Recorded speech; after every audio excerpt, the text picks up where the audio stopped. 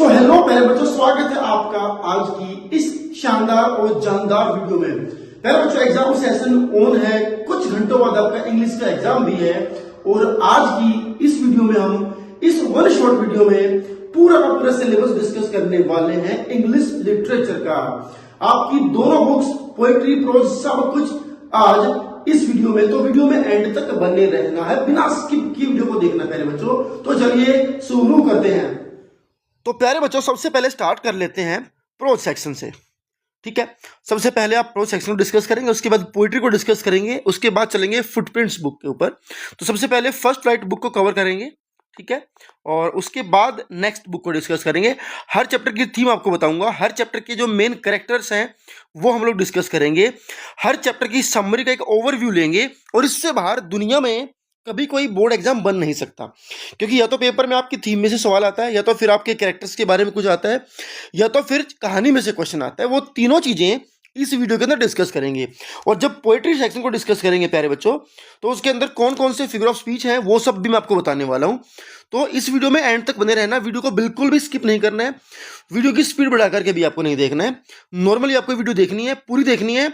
आज अगर इस वीडियो को आप देखते हैं प्यारे बच्चों, तो आपके 40 आउट ऑफ 40 लिटरेचर में कहीं नहीं गए हैं। तो चलिए शुरू कर लेते हैं। तो सबसे पहले ऑथर के बारे में थोड़ा बता दूं आपको। जीएस फ्लुएंटस है, आप स्क्रीनशॉट लेकर के ऑथर के बारे में थोड़ा बहुत पढ़ भी सकते हैं।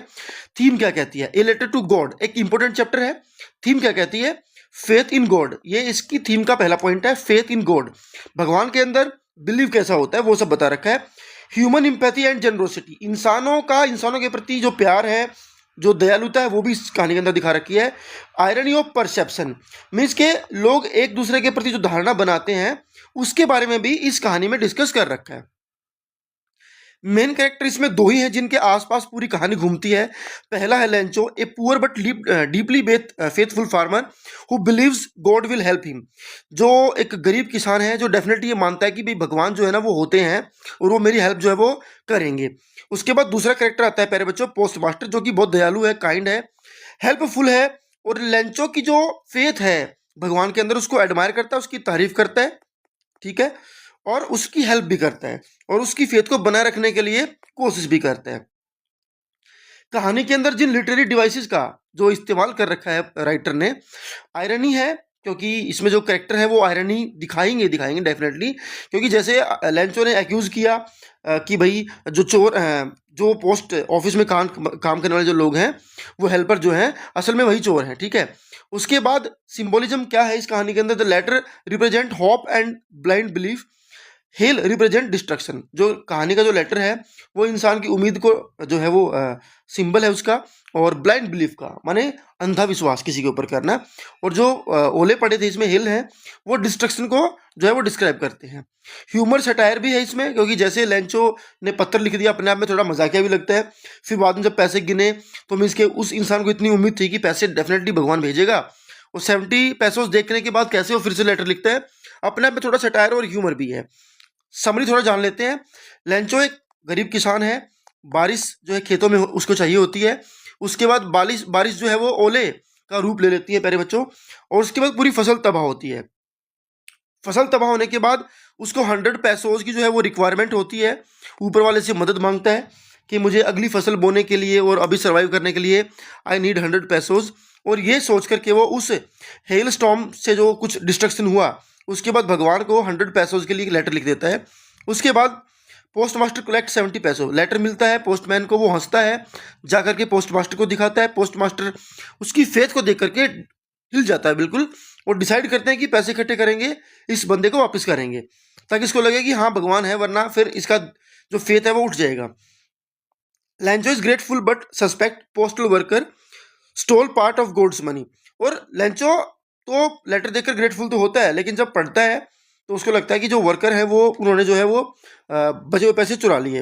वो फिर से लेटर लिखता है, भगवान को कहता है कि इस बारी डायरेक्ट पैसे भेजने आपने, बिल्कुल भी आपको पोस्ट ऑफिस के जो एम्प्लॉइज हैं उनके थ्रू नहीं भेजने, क्योंकि वो बंच ऑफ क्रूक है। कई बार इसके ऊपर क्वेश्चन आता है कि why did Lencho say that post office employees are bunch of crooks, माने ठगों की टोली।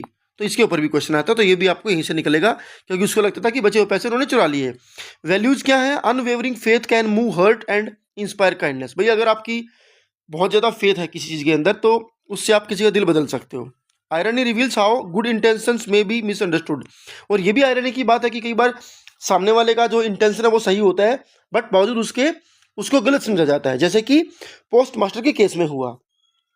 It teaches empathy, compassion and the complexity of human trust. और ह्यूमन ट्रस्ट के बारे में 3-4 वर्ड आपको यहाँ पर याद रख लें जो इस चैप्टर के अंदर समझाने की कोशिश करिए, इम्पैथी, कंपैशन और कॉम्प्लेक्सिटी। चलिए नेक्स्ट चैप्टर पर चलते हैं, नेल्सन मंडेला। श्योर इस चैप्टर में से क्वेश्चन आने वाला है। कहानी के जो राइटर हैं वो खुद नेल्सन मंडेला जी ही हैं, उनकी जो बुक है उनमें से ही है, उनकी ऑटोबायोग्राफी में से लिया गया है।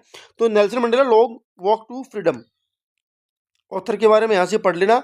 एक प्रोमिनेंट राइटर हैं ये, एक प्रोमिनेंट पॉलिटिकल लीडर हैं, ठीक है। थीम क्या कहती है? Struggle and freedom for equality. कहानी के अंदर स्ट्रगल, फ्रीडम, इक्वालिटी की बात करी गई है। करेज, सेक्रीफाइस एंड होप, सेक्रीफाइस कैसे होता है, उम्मीद और इंसान की हिम्मत, इन सब के बारे में चर्चा करी गई है। Triumph of justice over operation, और अंत में कैसे जीत होती है जस्टिस की ऑपरेशन के ऊपर। ऑपरेशन का मतलब दमन, दूसरे इंसान को दबा करके रखना। कैरेक्टर कौन है? पूरी कहानी एक ही कैरेक्टर के आसपास घूमती है, ठीक है। वही इसका प्रोटैगोनिस्ट है और सब कुछ वही है, ठीक है। दूसरे कैरेक्टर है जो वाइट ऑपरेसर है एंड फेलो फ्रीडम फाइटर्स के, जिन्होंने सबको दबा करके रखा। और जो नेल्सन मंडेला जी के साथ में जो फाइटर थे, फ्रीडम फाइटर थे, उनकी भी थोड़ी बहुत चर्चा इसमें कर रखी है। लिटरेरी डिवाइसेस की बात करें तो मेटाफर इसमें है, ट्विन ऑब्लिगेशन में, chain on my chest, people, depth of operation, इन सब में। एल्यूजन है, रिपीटिशन है, ये तो खैर नहीं आएंगे प्रोज में, ठीक है। उसके बाद समरी को डिस्कस कर लेते हैं। Nelson Mandela describe the historic day of his presidential inauguration at the union building Pretoria. भाई बिल्डिंग में एक समारोह हो रहा है, ठीक है, उनको प्रेसिडेंट बनाया गया है, उसी का ये पूरा सीन है। उनकी एक स्पीच थी, वो स्पीच बड़ी फेमस हुई हिस्ट्री में। उसी स्पीच का थोड़ा सा हिस्सा जो है वो इस कहानी को लिखने में यूज किया गया है। उनका बेसिकली स्पीच है end of the apartheid and the birth of democracy in south Africa. और यहाँ से एंड होता है अपार्थाइड पॉलिसी का, मीन्स के जिसमें ब्लैक और वाइट के बीच में डिस्क्रिमिनेशन होता है, उस पॉलिसी को यहाँ पर एंड किया गया है।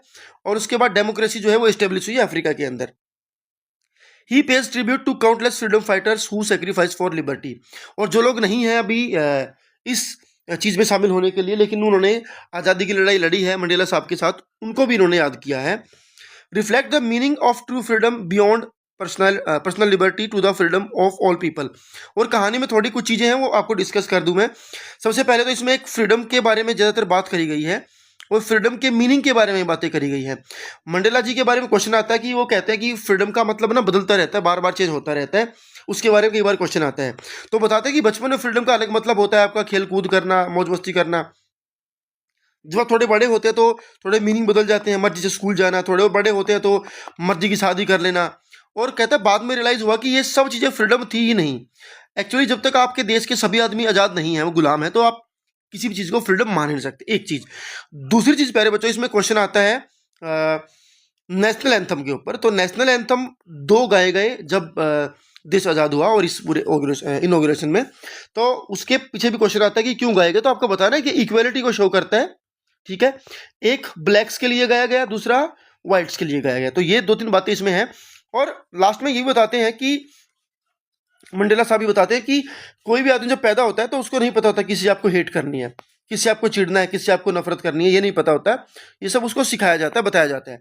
तो बताया जाए तो इंसान प्यार भी जो है वो सीख सकता है, ठीक है। उसके अलावा यही बताते हैं कि किसी भी देश की जो एक्चुअली जो जेम्स होते हैं, मीन्स की जो कीमती चीज़ें हैं, वो ज़मीन के नीचे दबे हुए कोई मिनरल्स नहीं होते हैं, बल्कि उस देश के जो लोग हैं वही होते हैं, ठीक है। अगर वो सही है तो देश भी सही चलेगा।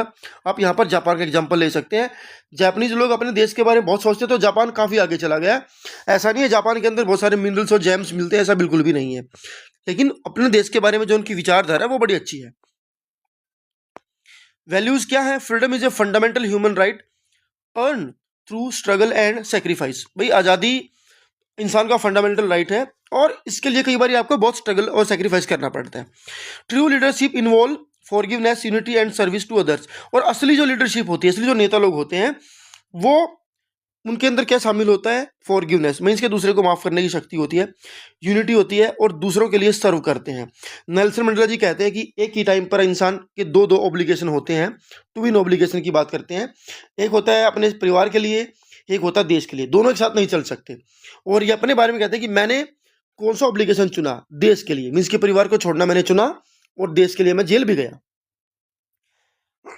आगे कहते हैं promotes universal values of dignity, equality and peace. इसके अंदर क्या प्रमोट किया गया है कि दुनिया भर में यूनिवर्सल डिग्निटी हो, एक दूसरे की रिस्पेक्ट हो, मतलब इक्वलिटी और पीस हो, इसके बारे में चर्चा करी गई है।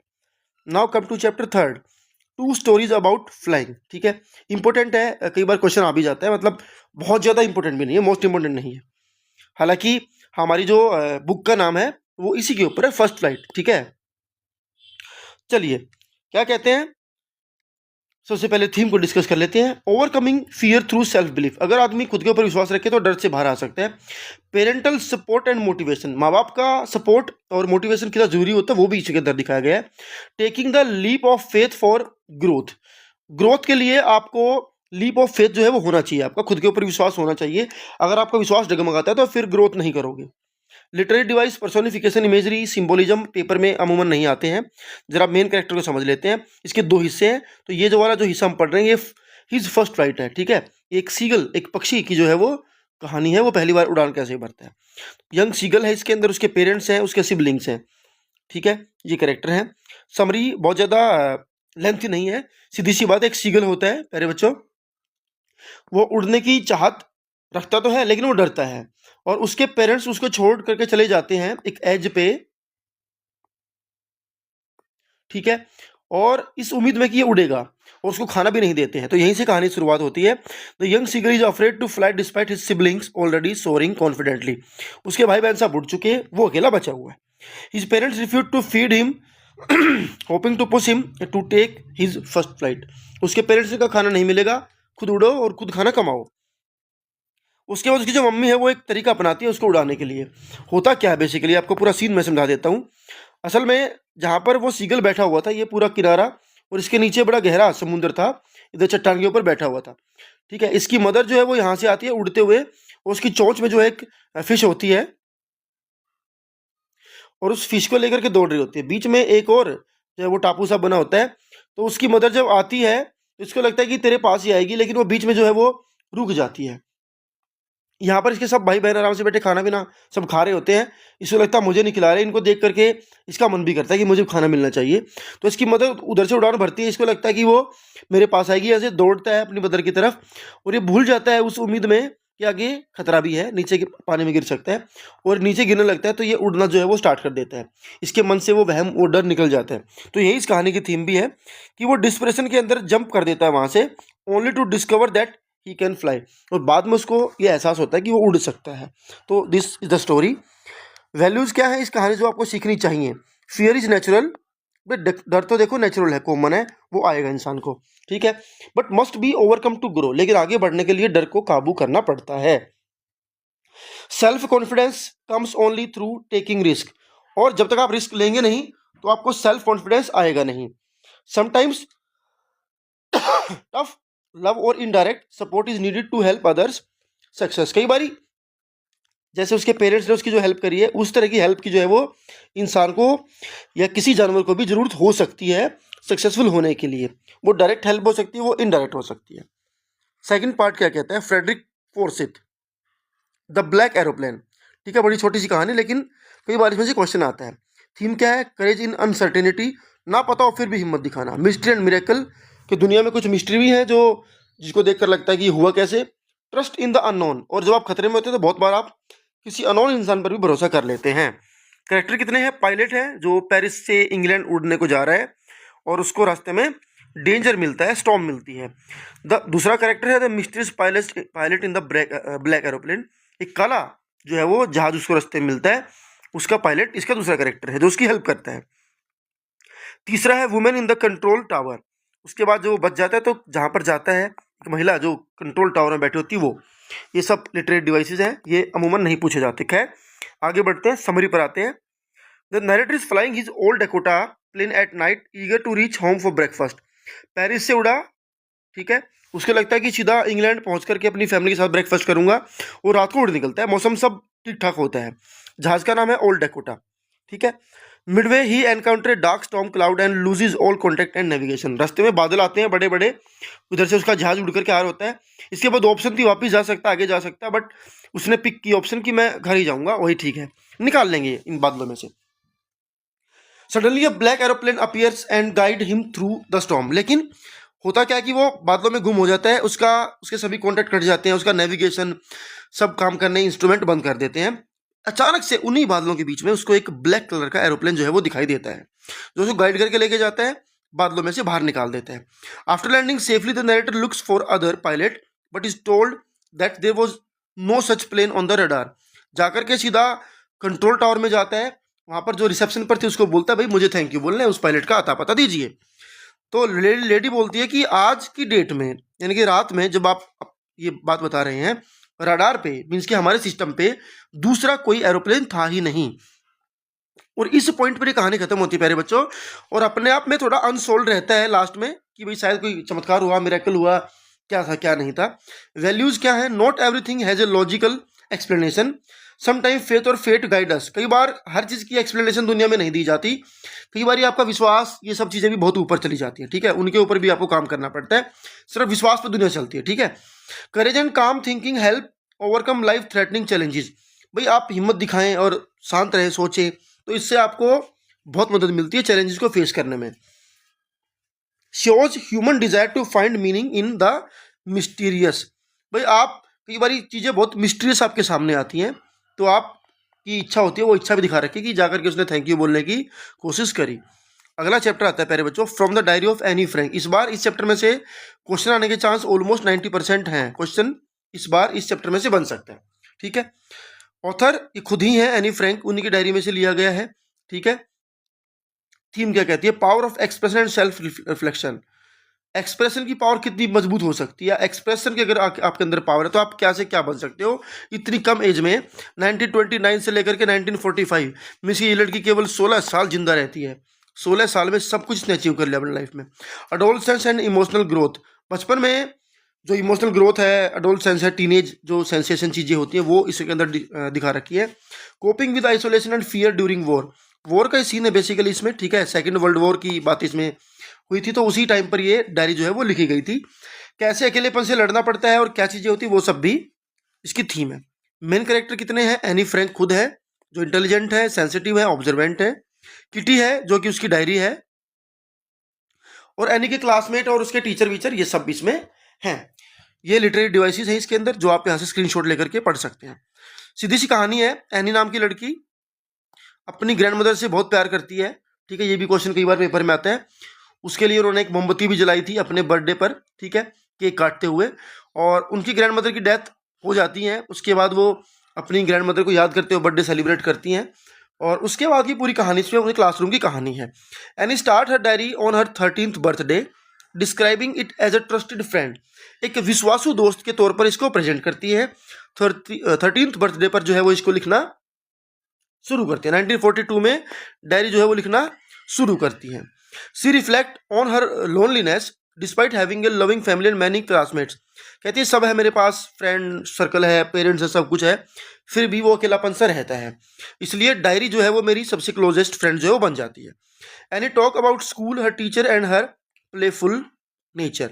अपने स्कूल के बारे में बात करती है, स्कूल का एक इंसिडेंट भी किस्सा भी बताती है। मिस्टर किसिंग वाला किस्सा इसके अंदर बता रखा है, जो कि एक इंपॉर्टेंट किस्सा है इस पूरी कहानी का, ठीक है। मिस्टर किसिंग क्या करते हैं, एनी बहुत ज्यादा बोलती थी तो एनी को एस्से लिखने के लिए देते हैं, ठीक है, चैटर बॉक्स के ऊपर।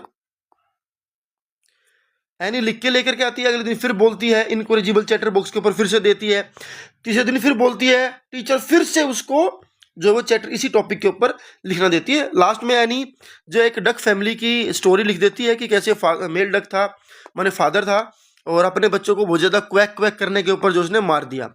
ये देखने के बाद टीचर को हंसी आ जाती है, उसको माफ़ कर देता है। ये इस किस्सा भी एनी ने बताने की कोशिश करी है। She share how she talk too much in the class and how her math teacher punishes her by assigning ऐसे। ये मैं आपको बता चुका हूँ कि वो कौन सा ऐसे था। बताती क्लास में बहुत बोलती थी, टीचर मुझे पनिश भी करते थे। Despite the restriction of war and his writing reflect maturity, honesty and optimism. भले ही बाहर लड़ाई चल रही थी, वो अंदर छुपे हुए थे एक एनेक्स के अंदर, एक बिल्डिंग के अंदर, तो फिर भी उनकी जो राइटिंग है उसके अंदर मैच्योरिटी दिखती है, ऑनेस्टी दिखती है, ऑप्टिमिज्म दिखता है। वैल्यूज क्या है? Writing can be powerful tool for emotional release and self understanding. खुद को समझने समझाने के लिए राइटिंग एक अच्छा तरीका हो सकता है। Even एमिड fear and persecution one can find strength in hope and reflection. भाई चाहे डर हो चाहे कुछ भी हो, उसके बीच में भी इंसान अपने डर पर काबू पा सकता है, चीज़ों को ठीक ढंग से उम्मीदों के साथ कर सकता है। Encourages honesty, resilience and the value of inner thought. इंसान के अंदर के विचारों की वैल्यू, उसकी ईमानदारी की वैल्यू, उसकी रेजिलियंस की वैल्यू दिखाने की कोशिश भी कर रखी है। नेक्स्ट चैप्टर है ग्लिम्पसेस ऑफ इंडिया। ठीक है, इसके 2-3 पार्ट हैं। ठीक है, सबसे पहला पार्ट है बेकर फ्रॉम गोवा। ये इसकी थीम है इंपोर्टेंस ऑफ ट्रेडिशनल प्रोफेशन, पारंपरिक जो प्रोफेशन है उनकी इंपोर्टेंस। पोर्तुगीज कल्चरल लीगेसी इन गोवा। गोवा के अंदर पोर्तुगीज जो इंपोर्टेंस है या उनका जो इफेक्ट है वो दिखा रखा है। Nostalgia and changing time. पुराने जमाने को जब आदमी याद करता है और फिर चीज़ें बदल जाती हैं तो वो कैसे कंपेयर करता है वो सब कुछ। मेन कैरेक्टर कितने हैं? बेकर है भाई, जिसके ऊपर पूरा चैप्टर चलता है। बच्चे हैं वहाँ के, और नरेटर जो बता रहा है। ठीक है, नरेटर तो देखो reminisces fondly about his childhood in Goa. अपने बचपन को बड़ा याद करता है, शिद्दत से याद करता है। बच्चे हैं जो हर रोज बेकर के आसपास घूमते हैं, और बेकर है जो ट्रेडिशन को फॉलो कर रहे हैं और जो का माहौल उसने बना करके गांव में रखा हुआ है। These are the literary devices. Imagery है, ठीक है, ओनोमेटोफोइया है, और इंपॉर्टेंट कुछ नोट जैसे फ्रीक्वेंटली आस्क है, describe the role of baker in Goa society. ये बार बार चीज़ें इसमें सामने आती रहती है। समरी क्या कहती है? बड़ी सिंपल समरी है। एक बेकर होता है, उसे एक रूटीन होता है, वो डेली जो है वो सबके घरों में ब्रेड जो है वो सप्लाई करता है। ब्रेड की इंपॉर्टेंस बताने की कोशिश कर रखी है कि भाई गोवा में बिना ब्रेड के कुछ बन नहीं सकता। कोई इंसान मर जाए, कोई जिंदा हो जाए, सगाई है, रिश्ता है, शादी कुछ भी है, हर कंडीशन में ब्रेड की बनी चीज़ें जो है वो चलेगी। और उसी के चलते जो बेकर है उसका काम धंधा बड़ा जम के चलता है। वो सुबह ब्रेड सप्लाई करता है, घर के जो नौकर चाकर है वो ब्रेड खरीदते हैं, बच्चे ब्रेड बैंगल्स के लिए आसपास घूमते हैं। तो this is the point on which the writer is talking about. Baker in Goa were vital to daily life and festival during Portuguese rule. कहता है कि दिन भर में डेली लाइफ में बड़ा उसका रोल है, त्योहारों में तो और ज्यादा रोल है उसका। They visited home with breakfast, bread baskets and bamboo sticks making their presence felt. सुबह सुबह बेकर लोग आ जाते हैं बांस लेकर के और ब्रेड बास्केट लेकर के अपनी प्रेजेंस बताने के लिए। Bread and baked items were essential for celebration like marriage and Christmas. हर तरह के ओकेजन पर ब्रेड से बनी चीज़ें जो है वो चलती हैं। ठीक है, जैसे हमारे यहाँ हम बात कर लेते हैं ना, किसी की 17वीं है मीठा बनेगा, शादी है मीठा बनेगा, तो उनके वहाँ हर तरह की रस्म व रिवाज में ब्रेड की बनी चीज़ें चलती हैं। Baking as a profession continues and bakers are still respected. कहते हैं बेकिंग का प्रोफेशन चलता रहता है और आज भी इन लोगों की रिस्पेक्ट की जाती है। अब किसी की बनाई चीज हर घर में हर रोज बिकेगी प्यारे बच्चे, तो फिर ऑटोमेटिकली जाहिर सी बात है उसका काम धंधा बड़ा जोरों पे चलना है। Old professions had cultural and economic values. कहते हैं पुराने जमाने के जो प्रोफेशंस हैं उनकी अपनी कल्चरल और इकोनॉमिक वैल्यू होती है। Simplicity and tradition strengthen community bond. अगर सिंप्लिसिटी जो होती है और ट्रेडिशन, ये दोनों चीज़ अगर आप फॉलो करते हैं तो इससे जो कम्युनिटी है वो स्ट्रेंथन रहती है, मजबूत रहती है, मन की समाज मिलजुल करके जुड़ करके रहता है। ठीक है, उसके बाद इसी में नेक्स्ट चैप्टर आता है कुर्ग। कुर्ग मीन्स कि एक छोटी सी जो है जगह है, उस जगह को डिस्क्राइब कर रखा है। थीम क्या है? Natural beauty and heritage of Coorg. Coorg की नेचुरल ब्यूटी बता रखी है। चलिए, पेट्रोटिज्म एंड हॉस्पिटैलिटी, यहाँ के लोग कितने देशभक्त हैं, कैसे स्वागत करने में विश्वास रखते हैं लोगों का, वो बता रखा है। एडवेंचर एंड ट्रेडिशन, और वहाँ एडवेंचर के लिए क्या क्या जगह हो सकती है, मीन्स के बेसिकली एक जगह को डिस्क्राइब कर रखा है। ठीक है, लोकेश एब्रोल जो है वो इसके राइटर हैं। मेन कैरेक्टर कितने हैं? कुर्गीज लोगों के बारे में बात कर रखी है, और नरेटर हमारे जो पूरी कहानी सुना रहे हैं। ये लिटरेरी डिवाइसेस के अंदर आप स्क्रीनशॉट लेकर के रख सकते हैं। थोड़ा समराइज कर देता हूँ चैप्टर को। कुर्ग, कोदागु भी इसको कहते हैं, is a scenic region in Karnataka with lush forest and coffee plantation.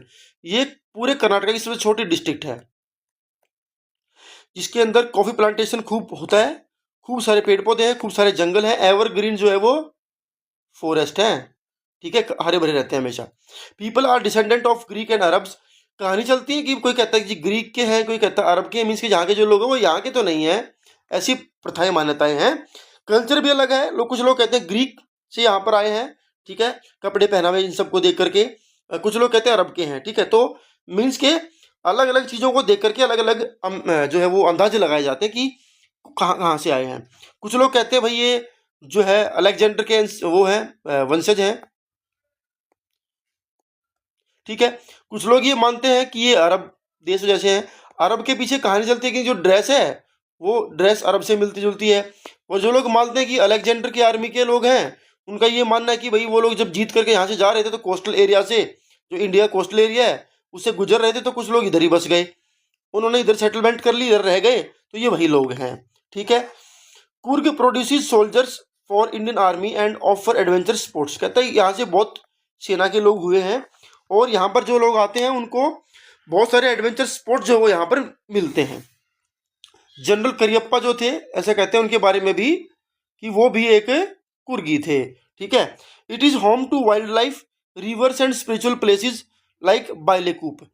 बाइलेकूप जैसी जगहों पर देखने के लिए जाएंगे तो वहाँ पे आपको बहुत बड़े बड़े जो है मोनेस्ट्रीज मिलेंगी, ठीक है। स्पिरिचुअल प्लेस है, बहुत सारी नदियाँ यहाँ पर है, वाइल्ड लाइफ यहाँ की बहुत रिच है, तो ये सब चीज़ें यहाँ पर हैं। वैल्यूज़ क्या है? वैल्यूज़ बस यही है कि भाई कल्चर को समझो, नेचर को समझो, ठीक है। तो बहुत ज़्यादा इंपॉर्टेंट नहीं है एग्जाम के हिसाब से, लेकिन सिलेबस में तो क्वेश्चन आ भी सकते हैं। उसके बाद है टी फ्रॉम असम, ये थर्ड पार्ट है इसी चैप्टर का। क्या कहते हैं, ऑथर कौन है इसके? Arup Kumar Dutta. Theme, India as a global tea producer, भाई भारत में चाय बहुत होती है, सब बताने की कोशिश कर रखी है। क्यूरियोसिटी है, डिस्कवरी है, माने एक इंसान के अंदर क्यूरियोसिटी और वो क्या जाकर के डिस्कवर करता है। Blend of information and travel experience, बहुत सारी सूचनाएं और ट्रैवल एक्सपीरियंस इसके अंदर बता रखे हैं। करेक्टर कितने हैं? 3 करेक्टर हैं। Rajvir, curious and enthusiastic student eager to learn about tea, चाय के बारे में इसको जानना पढ़ना बड़ा पसंद है राजवीर को। प्रांजल कौन है? राजवीर का दोस्त है। Son of A tea garden manager, और ये बेटा किसका है? एक चाय चलाने वाले मैनेजर का बेटा है जो चाय की बागान में काम करते हैं। प्रांजल फादर है जो कि एक टी एस्टेट में जो है वो मैनेजर है, ठीक है। तो प्रांजल राजवीर को अपने घर घुमाने लेके जाता है असम में, कि चल दोस्त असम चलते हैं और वहाँ पे एक चाय का कप पियेंगे पीने के लिए नहीं, लेकिन दिखाने के लिए जरूर, ठीक है। ये सब लिटरेरी डिवाइसेस है प्यारे बच्चों। आगे बढ़ते हैं। समरी बहुत छोटी समरी है, सीधी सी बात है। जैसे कि मैंने आपको बताया, प्रांजल जो है वो राजवीर को अपने साथ लेकर के जा रहा होता है। तो ट्रेन में वो लोग जा रहे होते हैं, वो ट्रेन में बहुत सारी बातें करते हैं चाय के बारे में, ठीक है। और चाय की पूरी कहानी है, चाय के ओरिजिन की कहानी है। तो Rajvir travel to Assam with Pranjal during holiday, छुट्टियां हैं तो चलो अपने घर घुमा के लेके आता हूँ। He is amaze by the endless green tea garden and ask many questions, वो जब जाकर के देखा भाई हर जगह चाय चाय चाय चाय पहाड़ों पे, तो बड़ा उसको जो है खुश होता है। और 2 कहानियां भी डिस्कस करते हैं, वही उसी के ऊपर क्वेश्चन आता है। कहानी कौन सी है? एक तो चाइना की स्टोरी है और दूसरी एक बौद्ध धर्म की स्टोरी है, ठीक है। चाइना की स्टोरी क्या कहते हैं? अच्छा, चाइना वाली ओरिजिनल स्टोरी मुझे देखने में लगती है पर्सनली, दूसरी वाली थोड़ी अजीब सी लगती है। कि चाइनीज एम्परर होता था, वो एक बार वो मतलब उसको शौक था कि पानी को ना बॉईल करके पीता था। तो एक बारी वो जंगल वंगल सब घूमने गए, तो उधर पानी बॉईल करने का इंतजाम करा, तो कहते हैं पानी जो है वो केतली के अंदर बॉईल हो ही रहा था, और ऊपर से एक पेड़ था, कोई पौधा था, उसके कुछ पत्ते गिरते हैं इस केतली के अंदर, इससे पानी का टेस्ट चेंज होता है। वो टेस्ट राजा साहब को पसंद आता है, उस पौधे को उखाड़ करके वो अपने महल में ले आते हैं और वहाँ उगाते हैं, बाद में कहते हैं वो चाय बन गई। दूसरा एक बौद्ध भिक्षु के बारे में है कि भाई उसकी जो आंखों की जो पलकें हैं वो सोने बार बार सो रहा था, तो उसको सोने से बचने के लिए उसने क्या किया, उसने पलकों के आईलिड के जो बाल हैं वो काट करके कहीं पे फेंक दिए, और कहते हैं जहाँ पे फेंके वहाँ पे कुछ झाड़ियाँ जो है वो उग गई, और बाद में उन्हीं झाड़ियों के पत्तों को नींद भगाने के लिए इस्तेमाल किया जाने लगा। तो दिस इज द स्टोरी। और उसके बाद वो वहाँ पर पहुँच जाते हैं और प्रांजल के फादर से इस बारे में कुछ और चीज़ें पूछते हैं, वहाँ की चीज़ों को समझने की कोशिश करते हैं। वैल्यू क्या है भाई? क्यूरियोसिटी आपकी जो नॉलेज को बढ़ाती है। तो चाय एक ड्रिंक नहीं है, बल्कि इसके पीछे इकोनॉमी, ट्रेडिशन, हेरिटेज सब कुछ चलता है। चलिए, मिसबिल द ऑटर, ये सबसे लेस इंपॉर्टेंट क्वेश्चन है इस पूरी कहानी का। थीम क्या है? Bond between human and animals, exploration and adaptation, Joy and responsibility of pet ownership. पालतू जानवरों के प्रति आपका नजरिया, रवैया, रेस्पॉन्सिबिलिटी, एक्सप्लोरेशन और बॉन्ड, ये सब चीजें बताने की कोशिश कर रखी है। मेन कैरेक्टर कितने हैं? नरेटर खुद है गेविन मैक्सवेल, ठीक है। इनको याद देख करके एक ऑस्ट्रेलिया क्रिकेटर याद आते हैं, ग्लेन मैक्सवेल। खैर, मिसबिल है जो कि एक ओटर है, माने एक जानवर है, और एयरलाइन ऑफिसर एंड पैसेंजर्स, थोड़ा बहुत इनका भी रोल है। ये सब लिटरेरी डिवाइसेज इसके अंदर हैं। समराइज कर देता हूँ। Narrator living in Iraq decided to own an otter Iraq में रहता है, उसका मन होता है मेरे पास एक खुद का एक ओटर होना चाहिए, और ऑर्डर कर देते हैं, ठीक है। उसके कुत्ते के मरने के बाद उसको थोड़ा अकेलापन फील होता है, उसको ओटर चाहिए होता है। He gets Mijbil from Tigris marshes and brings him home to Basra. उसको टिग्रिस के मार्चेज से मिलता है, उसके पास उसकी डिलीवरी आती है, उसको लेकर के वो जा रहा होता है। तो Mij is a curious and playful he explore the bathroom and invent games. तो जब जहाज में भी वो आ रहे होते हैं ना, तो जहाज में भी बहुत एडवेंचर होते हैं, क्योंकि एक पेटी के अंदर बंद कर रखा होता है, तो ये ओटर बार बार धक्का मुक्की कर करके उसका ब्लड तक बाहर निकल जाता है, और जो प्लेन में पूरी हॉस्पॉस कंडीशन जो है वो क्रिएट हो जाती है। और एक प्लेफुल पेट दिखा रखा है, जो कि बाथरूम के अंदर नए नए गेम ढूंढ लेता है, टूटी को खोलना, चलाना, बंद करना, ये सब चीज़ें। Narrator faces difficulty taking Mij to London due to airline rules. मैंने आपको बताया कि एयरलाइन के अपने रूल्स थे, तो उनकी वजह से इसको बड़ी दिक्कत हुई, और उसको पैक भी इस तरीके से किया गया कि उसको चोट भी लगी बाद में। Mij escape the aircraft waiting room but in later found and to reach London safely. और हालांकि सबको पता लग गया कि इस बॉक्स के अंदर क्या है, क्योंकि उसने बार बार टक टक टक करके वो बाहर निकालना पड़ा, और उधर पूरी उधम मिट्टी जो है इसने मचा दी। तो खैर, this was the chapter. Less important है, ये वैल्यूज है कि animal human are emotional curious and capable of bonding. इंसानों का पशुओं से प्यार प्रेम होना चाहिए। True companionship can across species. और सच्चा प्यार जो है वो ये नहीं देखता कि इंसान का जानवर से प्यार है या जानवर का जानवर से, इंसान का इंसान से। Raising wild animal require patience, creativity and care. ये भी बताने की कोशिश करिए भाई, जो जानवर है उनको भी ज़्यादा प्यार से पेश आओ तो वो भी ठीक ढंग से रह सकते हैं। अगला चैप्टर आता है madam ride the bus. Most important chapter है, डेफिनेटली क्वेश्चन आएगा, ठीक है। वल्ली कन्नन चैप्टर के राइटर का जो है वो नाम है। थीम क्या है? Innocence and curiosity of childhood. बचपन का इनोसेंस और curiosity. Self discovery and maturity. कैसे खुद कोई मेच्योर हो सकता है, खुद से चीज़ों को डिस्कवर करना। Life reality versus child imagination. जिंदगी की रियलिटी क्या है और बच्चे का नजरिया क्या है उसके बारे में। मेन कैरेक्टर कितने हैं? वल्ली है, बस का कंडक्टर है, और एक बुढ़िया, ठीक है, ओल्ड वुमेन। तो वल्ली 8 साल की लड़की है, क्यूरियस है, एडवेंचरस है। बस कंडक्टर जोली है, ह्यूमरस है, एंटरटेनर है, और वल्ली को खुश रखता है। ओल्ड वुमेन एक फेलो पैसेंजर है जो बस में बैठती है, और उससे वल्ली को जो है बातचीत करना ज़्यादा पसंद नहीं है। कहानी के अंदर आयरनी है, ह्यूमर है, इमेजरी है, सब कुछ है। समरी, मैं थोड़ा सा डिटेल में इसको बता देता हूँ, ठीक है। तो वल्ली बेसिकली एक 8 ईयर ओल्ड गर्ल है, और उसको उसके घर के बाहर गेट पर खड़े रहना बड़ा पसंद था। जितने भी वहाँ से लोग जाते आते उनको देखती थी, और विशेष तौर पर, खास तौर पर एक बस जो बार बार शहर जाती फिर शहर से आती, उसको देख करके बहुत अमेज होती थी। तो बचपन में उसके मन में डिजायर आई कि मुझे एक दिन इस बस में राइडिंग करनी है, और उसके लिए उसने सब डिटेल्स इकट्ठी करी, लोगों से किराया, टाइम, सब कुछ पूछा उसने, और फाइनली वो बस में बैठ भी जाती है, और बस में सवारी जो है वो कर भी लेती। तो ये वल्ली की जो है कहानी है प्यारे बच्चों। तो Valli is a curious girl fascinated by the bus that passes through her village. उसके गांव में से आने जाने वाली बस को लेकर के बड़ी फैसिनेट थी। सी सीक्रेटली सेव्स मनी। उसने पैसे बचाए, 30 पैसे जाने के, 30 पैसे आने के। उसके बचाने के ऊपर भी कई बार क्वेश्चन आता है कि कैसे उसने पैसे बचाए। तो जरा बता दूं आपको, उसने ना बलून खरीदे, ठीक है, ना वो कभी झूले पर झूली, ना कभी उसने पेपर मिंट खाए, ना उसने कोई खर्चा किया। हर पैसा उसने पाई पाई बचाई ताकि बस में बैठ सके। टाइमिंग का पता किया, अब उसकी मम्मी कब सोती है, कब जागती है, दिन में कब क्या करती है, ये सब उसने जो है वो चीज़ें कैलकुलेट करी, और उसके बाद अपनी बस जो है वो राइड उसने प्लान करी। She boards the bus confidently, interact with passenger and enjoy the scenery. और ये मैडम वाला जो किस्सा है, इसको मैडम किसने कहा? इसको पहली बार मैडम कहा प्यारे बच्चों, कंडक्टर ने। क्यों कहा? क्योंकि कंडक्टर इसको बार बार बच्चा कह रहा था, तो इसने मना किया कि I am not a child, ठीक है, छोटा बच्चा नहीं हूं मैं। तो कंडक्टर ने इसको प्यार से क्या बोल दिया? मैडम। और वहीं से हमारे चैप्टर का नाम भी निकल गया, मैडम राइड द बस, ठीक है। ऑन हर, और जाते हुए रास्ते में एक काऊ का इंसिडेंट भी आता है, जहां पर एक गाय थी, ठीक है, और वो गाय किस तरीके से रोड पर झूम रही थी, और ये उसको देख करके बड़ी खुश थी। लेकिन जब वापस वो आती है, sees a dead cow on the road and express that deeply shocks हर।